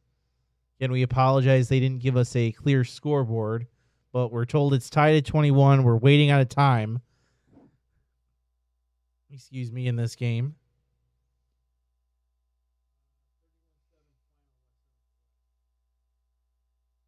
West Seneca West final 37-7. Wait, 31-7.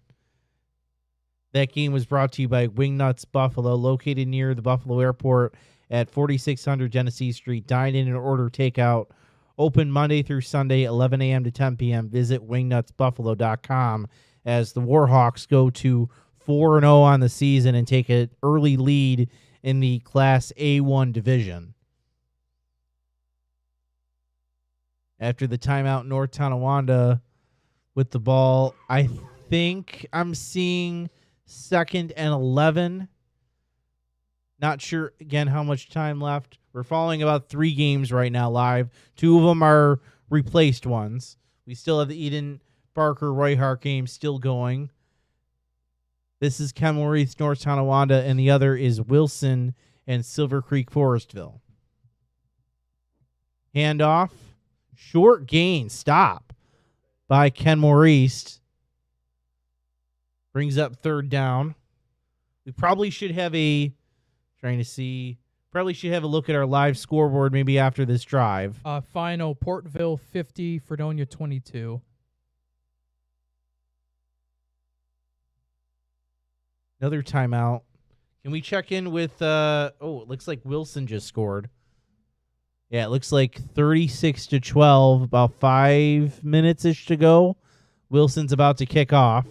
So Wilson trying to put that game on ice, go to 4-0 on the season.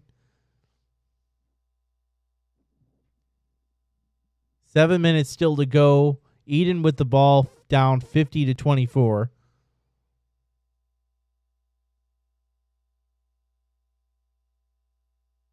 Snap. Waring looks. He's going back. He goes back about 10 yards. He's still looking for a place to go. This is not recommended, but Waring's a great athlete. He's going to take it to the outside. He's still looking to throw. He throws out of bounds. I like the athleticism there. Little bit of Brett Favre. Like I said earlier, that's his gunslinger mentality. He's not going to take no for an answer. he's going to do whatever it takes to make sure that ball advances down the field no matter what. Why don't we check in back with game number 2 in the Lumber City? Oh, it looks like North Tonawanda is inside the 10. They got down to the 2, so you're talking about first and goal right now? I think first and goal. All right, actually, they're down to the 1.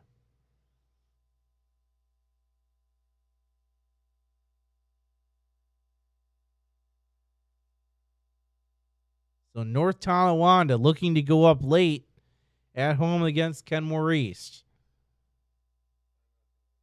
And the Bulldogs take a timeout.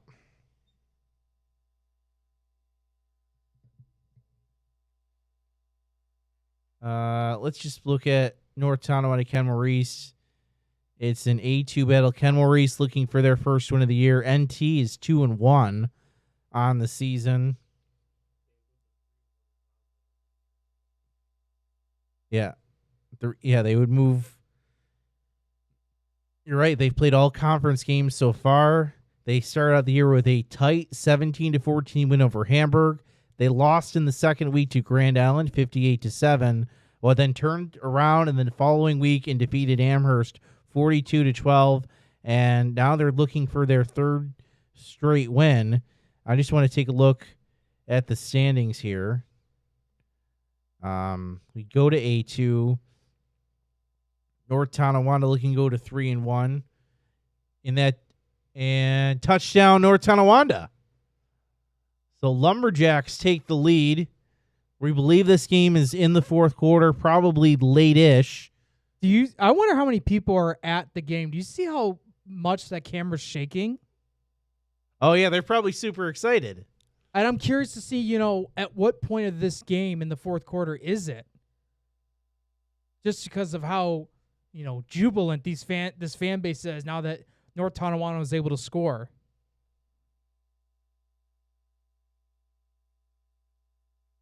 Oh, final St. Francis beat Cathedral Prep 49-22. So St. Francis, I believe that's their third win of the year. I think so. I'm being told Lancaster won 62-6. It's a new record for Lancaster for highest scoring in a single game. As North Tonawanda gets set, looks like they're going to go for 2 in this one. Okay, so they're going to redo it. I don't know why you wouldn't go for 2 if you're that close. But I was going to say, you have a chance to go for 2 there now. That kick just went offsides again.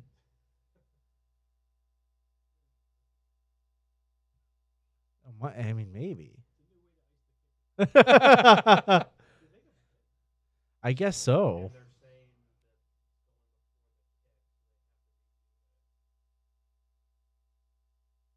Even though he made the kick, though.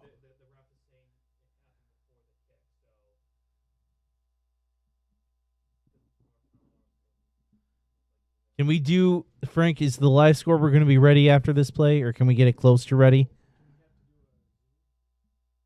No, live scoreboard I'm talking about. Oh, well, okay. Looks like they're going to have to try to go for 2. And it's not going to work that time. So I guess Kenmore East, if that was their plan all along, it worked. Yeah. 27-21. 27-21. We're not sure of the time. Can we pull up the scoreboard, our live scoreboard? I know we have a lot of people watching right now. They want to see what's going on. 49-22.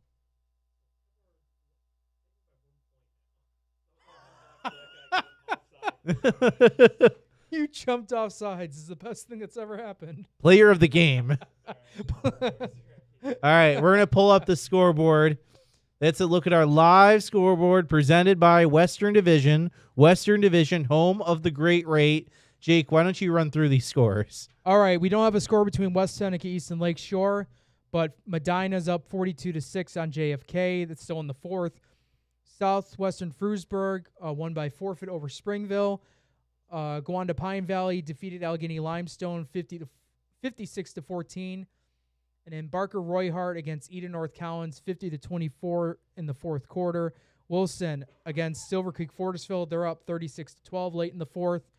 Bennett up on Clarence 46-6. I think that game went final. That one game, was that the final score? Yeah, it was final score. So and then Salamanca defeated Falconer 28-8. Olean beat Albion 32-8. South Park beat Star Point 12-6 in overtime. Kenmore East and North Tonawanda are battling it out. I think we mentioned North Tonawanda scored. So it's 27-21. We just got to update that real quick. West Seneca West defeating Sweet Home 31-7. All right, other side, I'll take over from you, Jake. We're waiting for an update, but we heard Will North up 21 to. Okay, 41-24 final. Will North over Niagara Wheatfield. Depew leading Maryvale 34-20. We've kept track of that for most of the night. Lancaster 62-6 winners over Hutch Tech. Franklinville Elkville, last we heard, was up 16-8 over Cat Little Valley in the fourth quarter. Another final, Portville defeating Fredonia 50-22. Hamburg, we're still waiting an update from Hamburg Grand Island. Newfane taking care of business in the long road trip, 47-13. They lead Randolph. Not sure if that one has went final yet. Akron leading Tonawanda 23-0.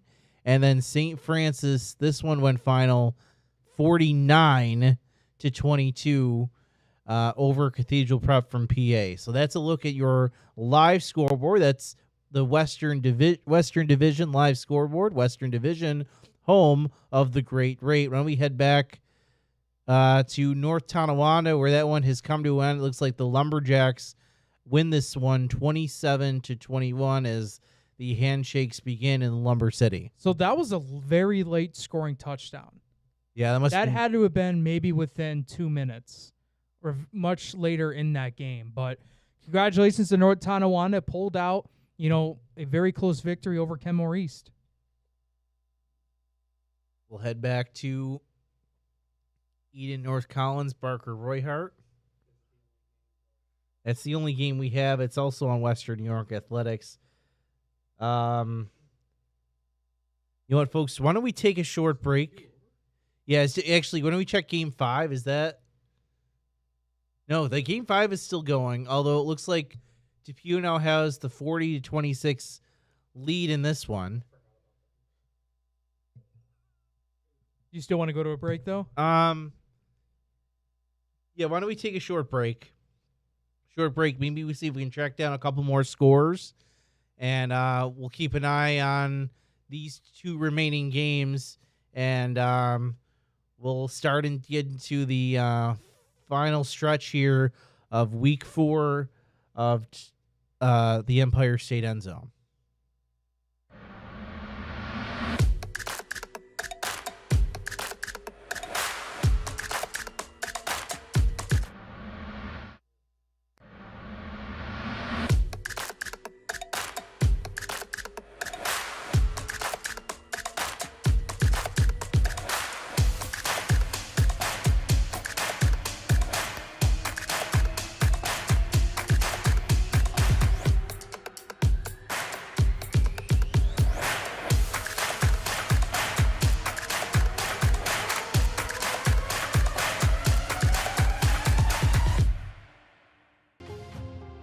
At Richmond Vona, we are seriously dedicated to bettering the communities that we serve.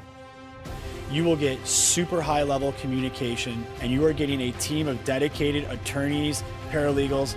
If you put your trust in us and hire us, we promise to take care of everything. Call us as soon as possible so we can start the investigation to fight to get you the settlement you deserve.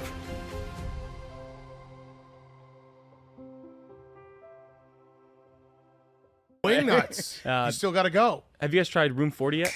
Looking for the perfect spot to throw your next party? Say hello to Room 40, our private event space at both Wingnuts locations. Maybe you got a birthday, a graduation, anniversary, business event, rehearsal dinner, or even a sports banquet.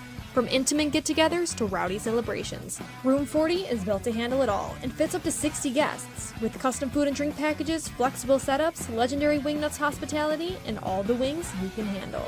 If you're planning a celebration or get-together in Buffalo, this is where the party's at. Local vibes, zero stress, all fun. Book Room 40 today and throw a party Buffalo won't forget. Hit the link in our bio or visit wingnutsbuffalo.com/room40 to book now. All right, well, I'll go if you go to Wingnuts. Deal. Why do you exercise? To look better? To feel better? To drop a few pounds? To train for an event? To defy age? Or to keep your ability to say yes to the things you love to do? Whatever motivates you, G&G Fitness Equipment is here to get you there. Treadmills, ellipticals, rowers, bikes, home gyms, and accessories. We'll pair you with the right equipment, teach you how to use it, and be there every step of your fitness journey. G&G Fitness. Your goal is our goal. I'm George Wiley, a senior at Canisius High School. As the only Jesuit high school in Western New York, Canisius delivers a life-changing education. Canisius prepares young men for acceptance into the nation's finest universities, and our community supports us at each step of our journey. We are proud of our excellent athletics and our emphasis on service. This place is special. Let us show you why. Experience firsthand the excellence of Canisius High School. All right, welcome back. Empire State EndZone. Francis Boeck, Jake Fyock here. Friday games wrapping up, so why don't we take a moment? Actually, you had a cool stat that you got from the Portville game, Jake. Yeah, this came from Gregory Larson from WDOE. Jake Ziegler, I mentioned before, he's trying to get a Conley Cup nomination. He might have it tonight. Ran the ball 18 times for 214 yards and 5 touchdowns on the night. So, dominant performance for them. They had a big win over Fredonia. Portville is one of those teams where, you didn't know what exactly they were going to be against certain opponents. I thought this might have actually been a closer game against Fredonia, but, Jake Ziegler and the rest of that Portville squad really took it to them tonight. Yeah, Portville, I think, really needed to win. They've suffered a couple tough losses this year, so they needed a good performance tonight. While we wait for Friday to wrap up, let's look ahead to tomorrow. A big slate on the docket. Several games. I just want to run through them, and then we'll talk about the ones that jump out to us. At noon, it's going to be a rivalry game, Lockport at Niagara Falls. 1:30, Chautauqua Lake Westfield Brockton at CSP. A bit of a homecoming game for Coach Ty Harper. At 2 o'clock, you have Alden at St. Mary's, Jamestown at Orchard Park, Maritime Tapestry at Cleve Hill, Iroquois at Lackawanna, Frontier at Kenmore West, and, of course, the game that all of Western New York looks forward to every year. It's St. Joe's and Canisius. You can't get a much better Saturday than that. Not only do you have Canisius Joe's, but there's 2 or 3 other games where you kind of have to keep your eye on. It might be one of those things where if you really love high school football, you might be at one game and watching a different one. Yeah. In my opinion. Like, you could probably be at that CSP game and maybe watching like a Jamestown Orchard Park or Canisius St. Joe's or what have you. But, there's a lot of great games that are going on tomorrow. Myself, I'll be at the Jamestown Orchard Park game. Myself and Carson Hayek will be on the broadcast for that one. I don't know who's doing that Canisius St. Joe's. I think it's Tanner. Okay. Tanner and Tom Prince. Oh, that's right. Yes. I know Tom Prince is on that call. So, yeah, you have that. You also have Iroquois against Lackawanna at Lackawanna. Lockport Niagara Falls is another rivalry.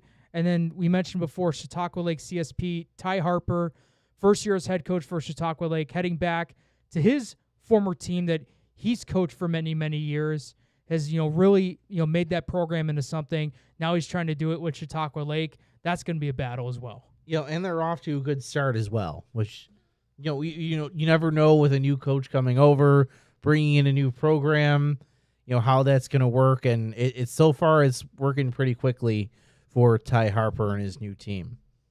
But yeah, Jamestown Orchard Park, that's a big game. Can Orchard Park step up in homecoming? Can they, pull on a little bit of an upset, or can Jamestown continue their winning ways? Is this going to be a Jamestown Bennett league? We mentioned at the top of the show, measuring stick game for Bennett. I think they answered the call. What was it? 48-6 they won tonight. So yeah, they certainly answered the call. They showed they should be considered one of the top teams in Western New York. Let's see how Jamestown and Orchard Park respond to that. And then, in the next few weeks, that AA schedule is going to ramp up. You're going to have week after week of high quality games in AA, really determining what the standings are going to be there. Yeah, absolutely. And remember that Bennett game that we saw tonight is a non-league game. So Jamestown still has an opportunity to match up to Bennett the same record they're at right now. That would make them 3-1 overall, 2-0 in league play. Jamestown has a chance to do that against Orchard Park, but it's not going to be an easy one when you're always on the road and doing it against a rival like Orchard Park, which I've looked this up. In the past 17 meetings in 2010, Orchard Park has the advantage over Jamestown with 10 wins to 7. So it's not going to be easy for them. They do have an opportunity to go on the road and win it, but it's going to be a very tough challenge for them. All right. Is Game 5 still going on, Evan? I know there was Depew and Maryville. Looks like just ended 40-26. Depew gets the victory. I want to look at these Class B2 standings. So Depew's going to go to 3-1 in their league. Maryville drops to 1-2.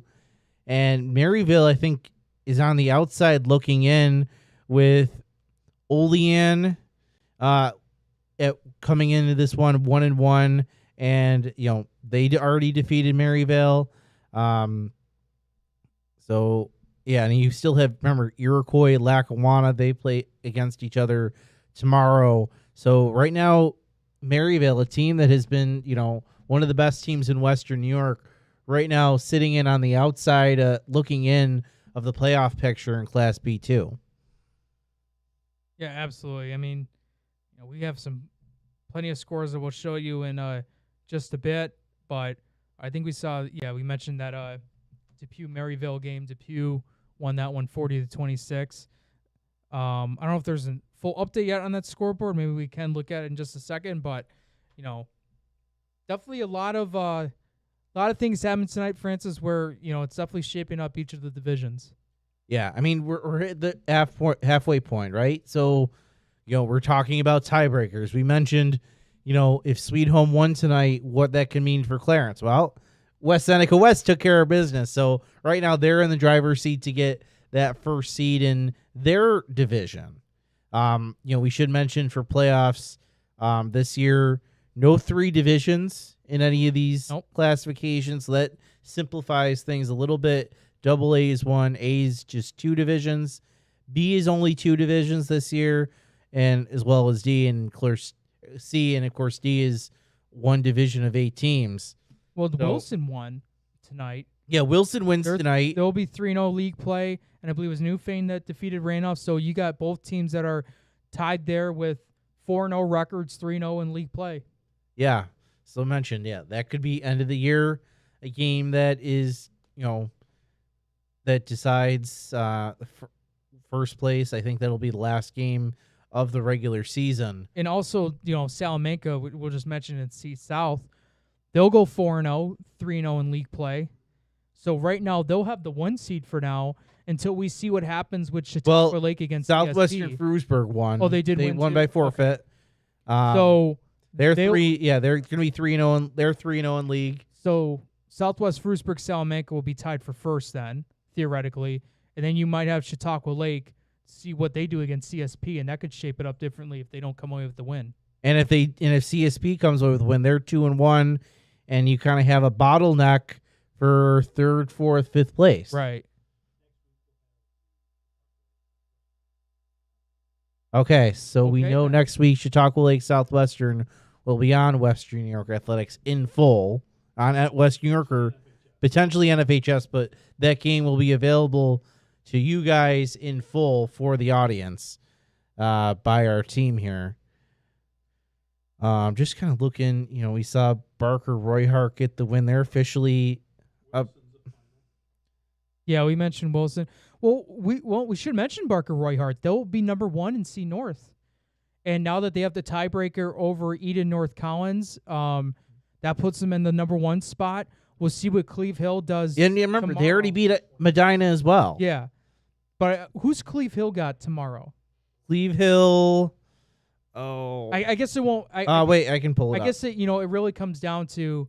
They have Maritime Tapestry. Maritime Tapestry, okay. So if Cleve Hill somehow comes up with a win there, they might be tied with Eden North Collins for the 2 seed, with Barker Royhart out in front with a 3-0 league record. So that could shape up, to possibly be that. Yeah. Again, a lot of football left to be played, but then these divisions starting to and I was going to mention themselves Lackawanna out. Iroquois B2, they play tomorrow. That's probably going to decide first place there. Mm-hmm. Who do Will South play? Lakeshore's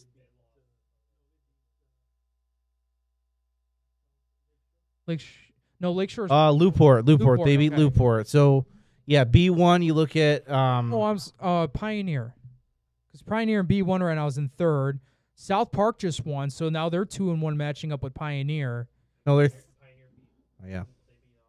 Pioneer beat South Park last week, so they had the head-to-head. Yeah, and then Pioneer beat Cheektowaga. But you're saying South Park? Was it Will South? Well, let's pull Pioneer it up here. Beat Cheektowaga. Pioneer beat Star Point. Yes. Yeah. Okay. So South Park and Pioneer are going to be tied because of that. Yeah, there's going to be a bottleneck there. That one might come down to points. So remember, South Park and Star Point just went to overtime, 6-point game. That could bode well for Star Point, only losing by 6 points.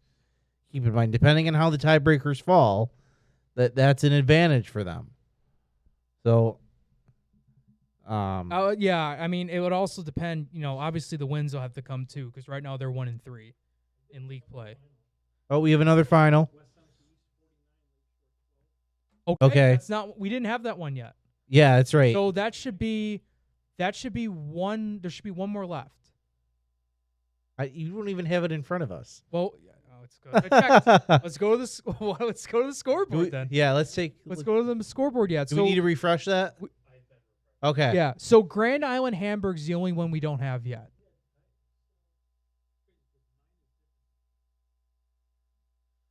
Did you hit save and yes? Okay, so I just knew by memory. Evan might need to we refresh had 2 again. Games left. All right, those are our original top 8 games. Last time we showed this, folks, I know that there was 2 games we didn't get yet, and that was the 2. But what Frank's telling us is that Lakeshore lost to West Seneca West 49-12. So Grand Island Hamburg's the last one we don't have. We got 8 minutes. Grand Island Hamburg. Who do we know? Well, you have the AD's number for Grand Island. Yeah. Yeah, that's right. Because Depew Maryville is final. Do you know if Franklinville Ellicottville's final? Okay, so we're still waiting on that one. We're working on Grand Island Hamburg. Akron Tonawanda. Wait, does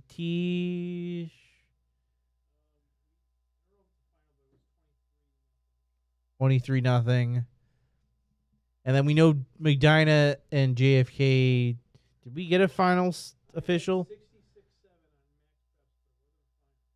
Okay. So yeah, that's our look at our live scoreboard, brought to you by Western Division. Western Division, home of the great rate. We want to thank all of our sponsors tonight, sponsoring our games, sponsoring our top 8 games. Oh.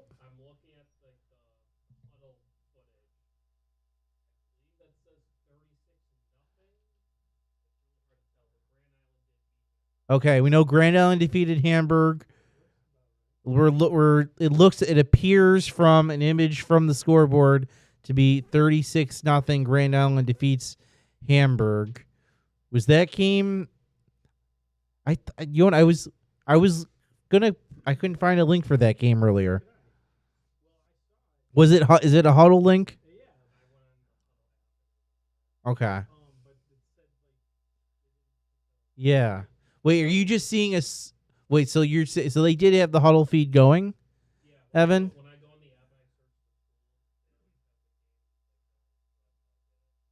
Okay.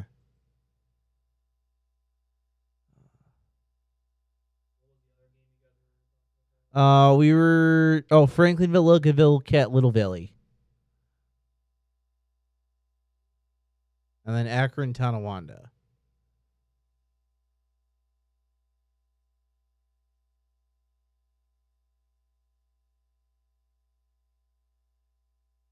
Yeah, Grand Island won 34-0 over Hamburg. Okay, 34-0. This is coming from Section 6 football. He had the last score last week, and right? He did not look at it. We would have had a clean sweep last week. Can we go back on cam real quick while we finish up that scoreboard? Yeah, I thought that was a great night of football. We hit overtime for the first time. We did, We had yeah. 3 or 4 games that came down to we saw last second plays in the first half. All right, 23-6, Akron defeats Tonawanda. So we have that. But we also had some really big performances from teams that we weren't really expecting. Like the way Barker Royhart just dominated over Eden North Collins like that. That was a little bit of a shocker. We learned. Well, I think what we learned was they're for real. That last week was not a fluke. Portville over Fredonia, the way they did it. Yes, I think was very surprising too. No, they weren't. No, none of those teams were. Both those teams were averaging less than 5 points a game entering this contest, and Portville puts up 50 points on them. We also saw, I would also say, Francis, we also saw some divisions that are really shaping up to where some are looking, you could see the clear 1 and 2 seeds, and some seem like it's going to be 4 teams battling for that 1 seed. It's right. AA seems a little muddied. A1 starting to clear up. It looks like West Seneca West is starting to separate themselves. A2, we haven't talked a lot about. It's going to be McKinley Health Sciences next week, and that's going to be on our air. That's another great game. Yeah, 2 undefeated team. Well, undefeated in league play. McKinley lost to Lancaster, 1-point game in overtime. Right. Not bad loss at all. No. They take on undefeated Health Sciences, who blew out Orchard Park, another AA school. That's kind of where the top of A2 goes. North Tonawanda moves to 3-1. Willie is at 2-1. It's like Grand Island's going to go. Yeah, we're going to. I mean,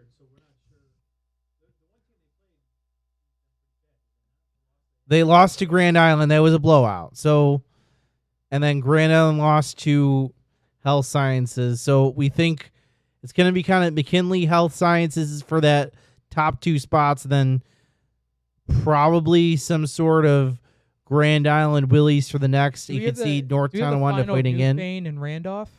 Yes. We do? Yeah. Okay, I was just wondering. You had that. I just saw it come up like a couple minutes ago. Yeah, that's the score. Yeah.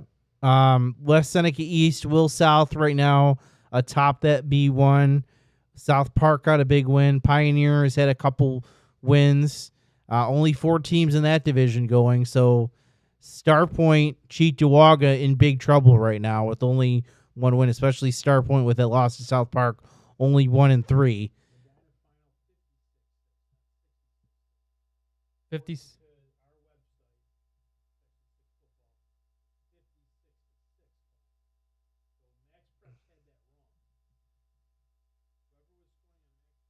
All right, we will update after this the Medina score, but what do you have time? Right now, I completely forgot. We had so much action. I forgot Joe Krause is going to be calling in, so he's calling me right now.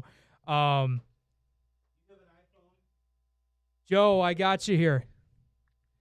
So, good, man. We're good to have you on here at our B&T Electrical Supply Hotline. Joe Krause, I believe you're at that Eden North Collins Barker Royhart game. That is correct. Yeah. Barker Royhart moving to 3-1 on the year, 3-0 divisional play, a 50-24 win tonight. The Bulls really it was scoreless at the end of the first quarter, and then the scoring just went from there. Brady Waring had a couple big plays on offense for Eden North Collins, but really the theme of the night was, big credit to Barker Royhart's offensive line. Really gave Tyson McCaw, the quarterback, and the offense a lot to work with. Tyson with 3 total touchdowns, 2 rushing, 1 passing. Vinny Fazio with 2 touchdowns, 1 rushing, 1 receiving. And then Joey Ryder, Cardi Sarkisian, and Anthony Adenofi with a rushing score apiece. Most points in a game for Barker Royhart this season. And if you go back to last year when it was Royhart-Barker, the Barker took over the merger, if you will, this season. But it was the most points that the Bulls scored last year was 26 against Tonawanda, the second to last week of the season. And tonight, on homecoming weekend, it was a really solid performance from the offense. Defense made some plays as well. Brady Waring, he is as good as advertised as a quarterback. He had the 9 touchdown a couple weeks ago, a new state record in a single game. The Nellis brothers made some great plays offensively. But Jake and Francis tonight, the theme was Royhart controlling the line of scrimmage, the offensive line, really an old school type of play. And Tyson McCaw and the offense looked really solid. I think that new thing game in week 1, as Coach Bill Brunning told me earlier in the week, that was kind of a growing game to start the season. But 3 straight wins now for the Bulls, and they're looking pretty good so far. I think they could make a big run down the stretch too. Yeah, they looked fantastic. And this was a game where they're taking on Eden North Collins team that's shown to be a high prolific scoring offense. They're able to get their points, but it felt like anytime Eden North Collins was, about to score, about to go down the field, Barker Royhart just came and punched right back with points of their own.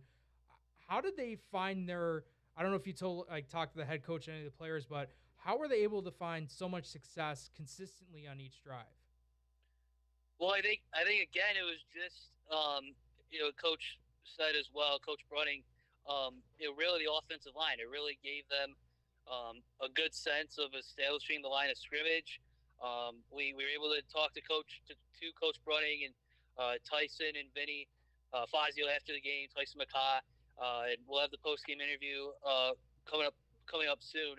And Tyson gave a shout-out to his entire offensive line. He named them one by one, and really that was the key. Controlling the line of game.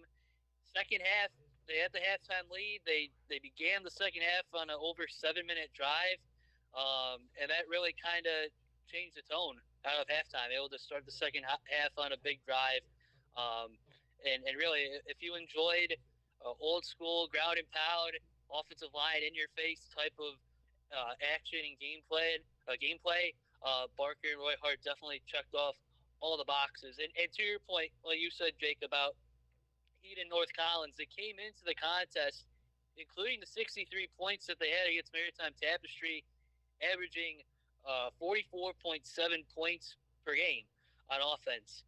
And I think this for Eden North Collins, this is going to be a good. We'll go back to the film and get ready for next week. But tonight everything went in favor in Barker Royhart's way.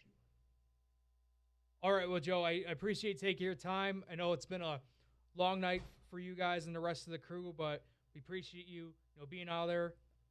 I assume you called a great game as always. So great job out there, and thank you for calling in.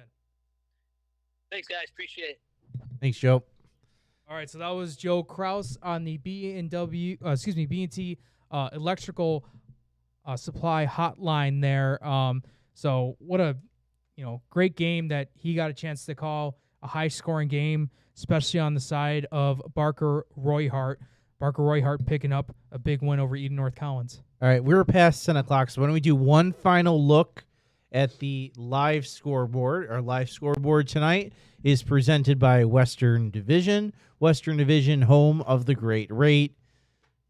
Oh, there we go. So why don't we do a quick run through? So West Seneca East, they moved to 4-0, 49-12 winners over Lakeshore. Medina defeats JFK, were last heard 66-7.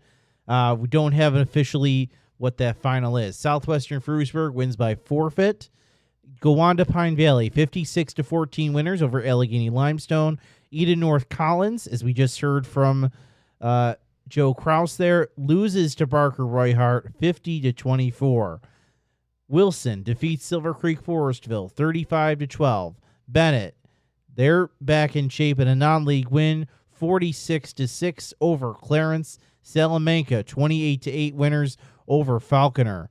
Olean, 32-8, they win over Albion. In overtime, the South Park Sparks defeat Starpoint 12-6. North Tonawanda wins a close one, 27-21 over Ken Maurice. West Seneca West 4-0. They defeat Sweet Home 31-7. So I'll just have an update here. So Medina did beat JFK 56-6. So that game did go final. On the other side of things, Williamsville North defeated Niagara Wheatfield 41-24. Depew defeated Maryvale 40-26. Lancaster took down Hutch Tech 62-6. We heard I think you heard it, Francis. That's the most points they ever scored in a game. That's what I'm hearing. I don't quote me on that, but that's what I'm told. At least I don't know. I didn't confirm that, but that's what we heard. Okay, and then we have. I'm going to check here on Franklinville, Ellicottville real quick just to see if that's a final score. So I don't see anything yet, but we were told it was 16-8 at some point. Portville beating Fredonia 50-22. Hamburg lost to Grand Island 34-0. Newfane took down Randolph 47-19. And then I just want to check in with Akron real quick just because it was 23-6 Tonawanda, and looks like we don't have an official score yet, but that's the last score we had there. And then St. Francis on the road taking on Cathedral Prep down in Pennsylvania. They took it by a final score 49-22. All right, that will, Jake, I think, wrap up our show for tonight. A reminder, tomorrow, 2 big games on the docket, both at 2 o'clock. It is Jamestown Orchard Park on NFHS Network. And then on Western New York Athletics, it is St. Joe's and Canisius. Jake, why don't you wrap us up? Yeah, we just wanted to take the time here as always to say thank you for tuning into this broadcast. Sorry, I'm on my phone. I'm just trying to see all the scores that went final. We got to get 1 week at some point where they all go final. Yeah, we got to get it at some point. We've been close the past couple of weeks, but we hope everyone that's tuned into this broadcast live on Facebook, X, and YouTube. We can't thank you guys enough for it. It means a lot to us that you guys, we've seen the numbers of how many people have tuned in. You guys love what we're doing. You guys appreciate what we're doing, getting you guys not only as many scores as we can, but many broadcasts that, you guys might be able to see. So we thank you guys for tuning in. Thank you, Francis Beck, being here, Frank Wolf helping us out, Evan Tringali, first time on as producer. Hope he did great. We didn't see all of it, but we hope he did a great job. I'm assuming he did. But this was another fantastic Friday night. But definitely tune into our broadcasts. St. Joe's Canisius. I'll be with Carson Hayek down in Orchard Park for a big rivalry between Orchard Park and Jamestown. So definitely take a look at those games. But we'll sign off on this broadcast. Week 4 of the Empire State End Zone.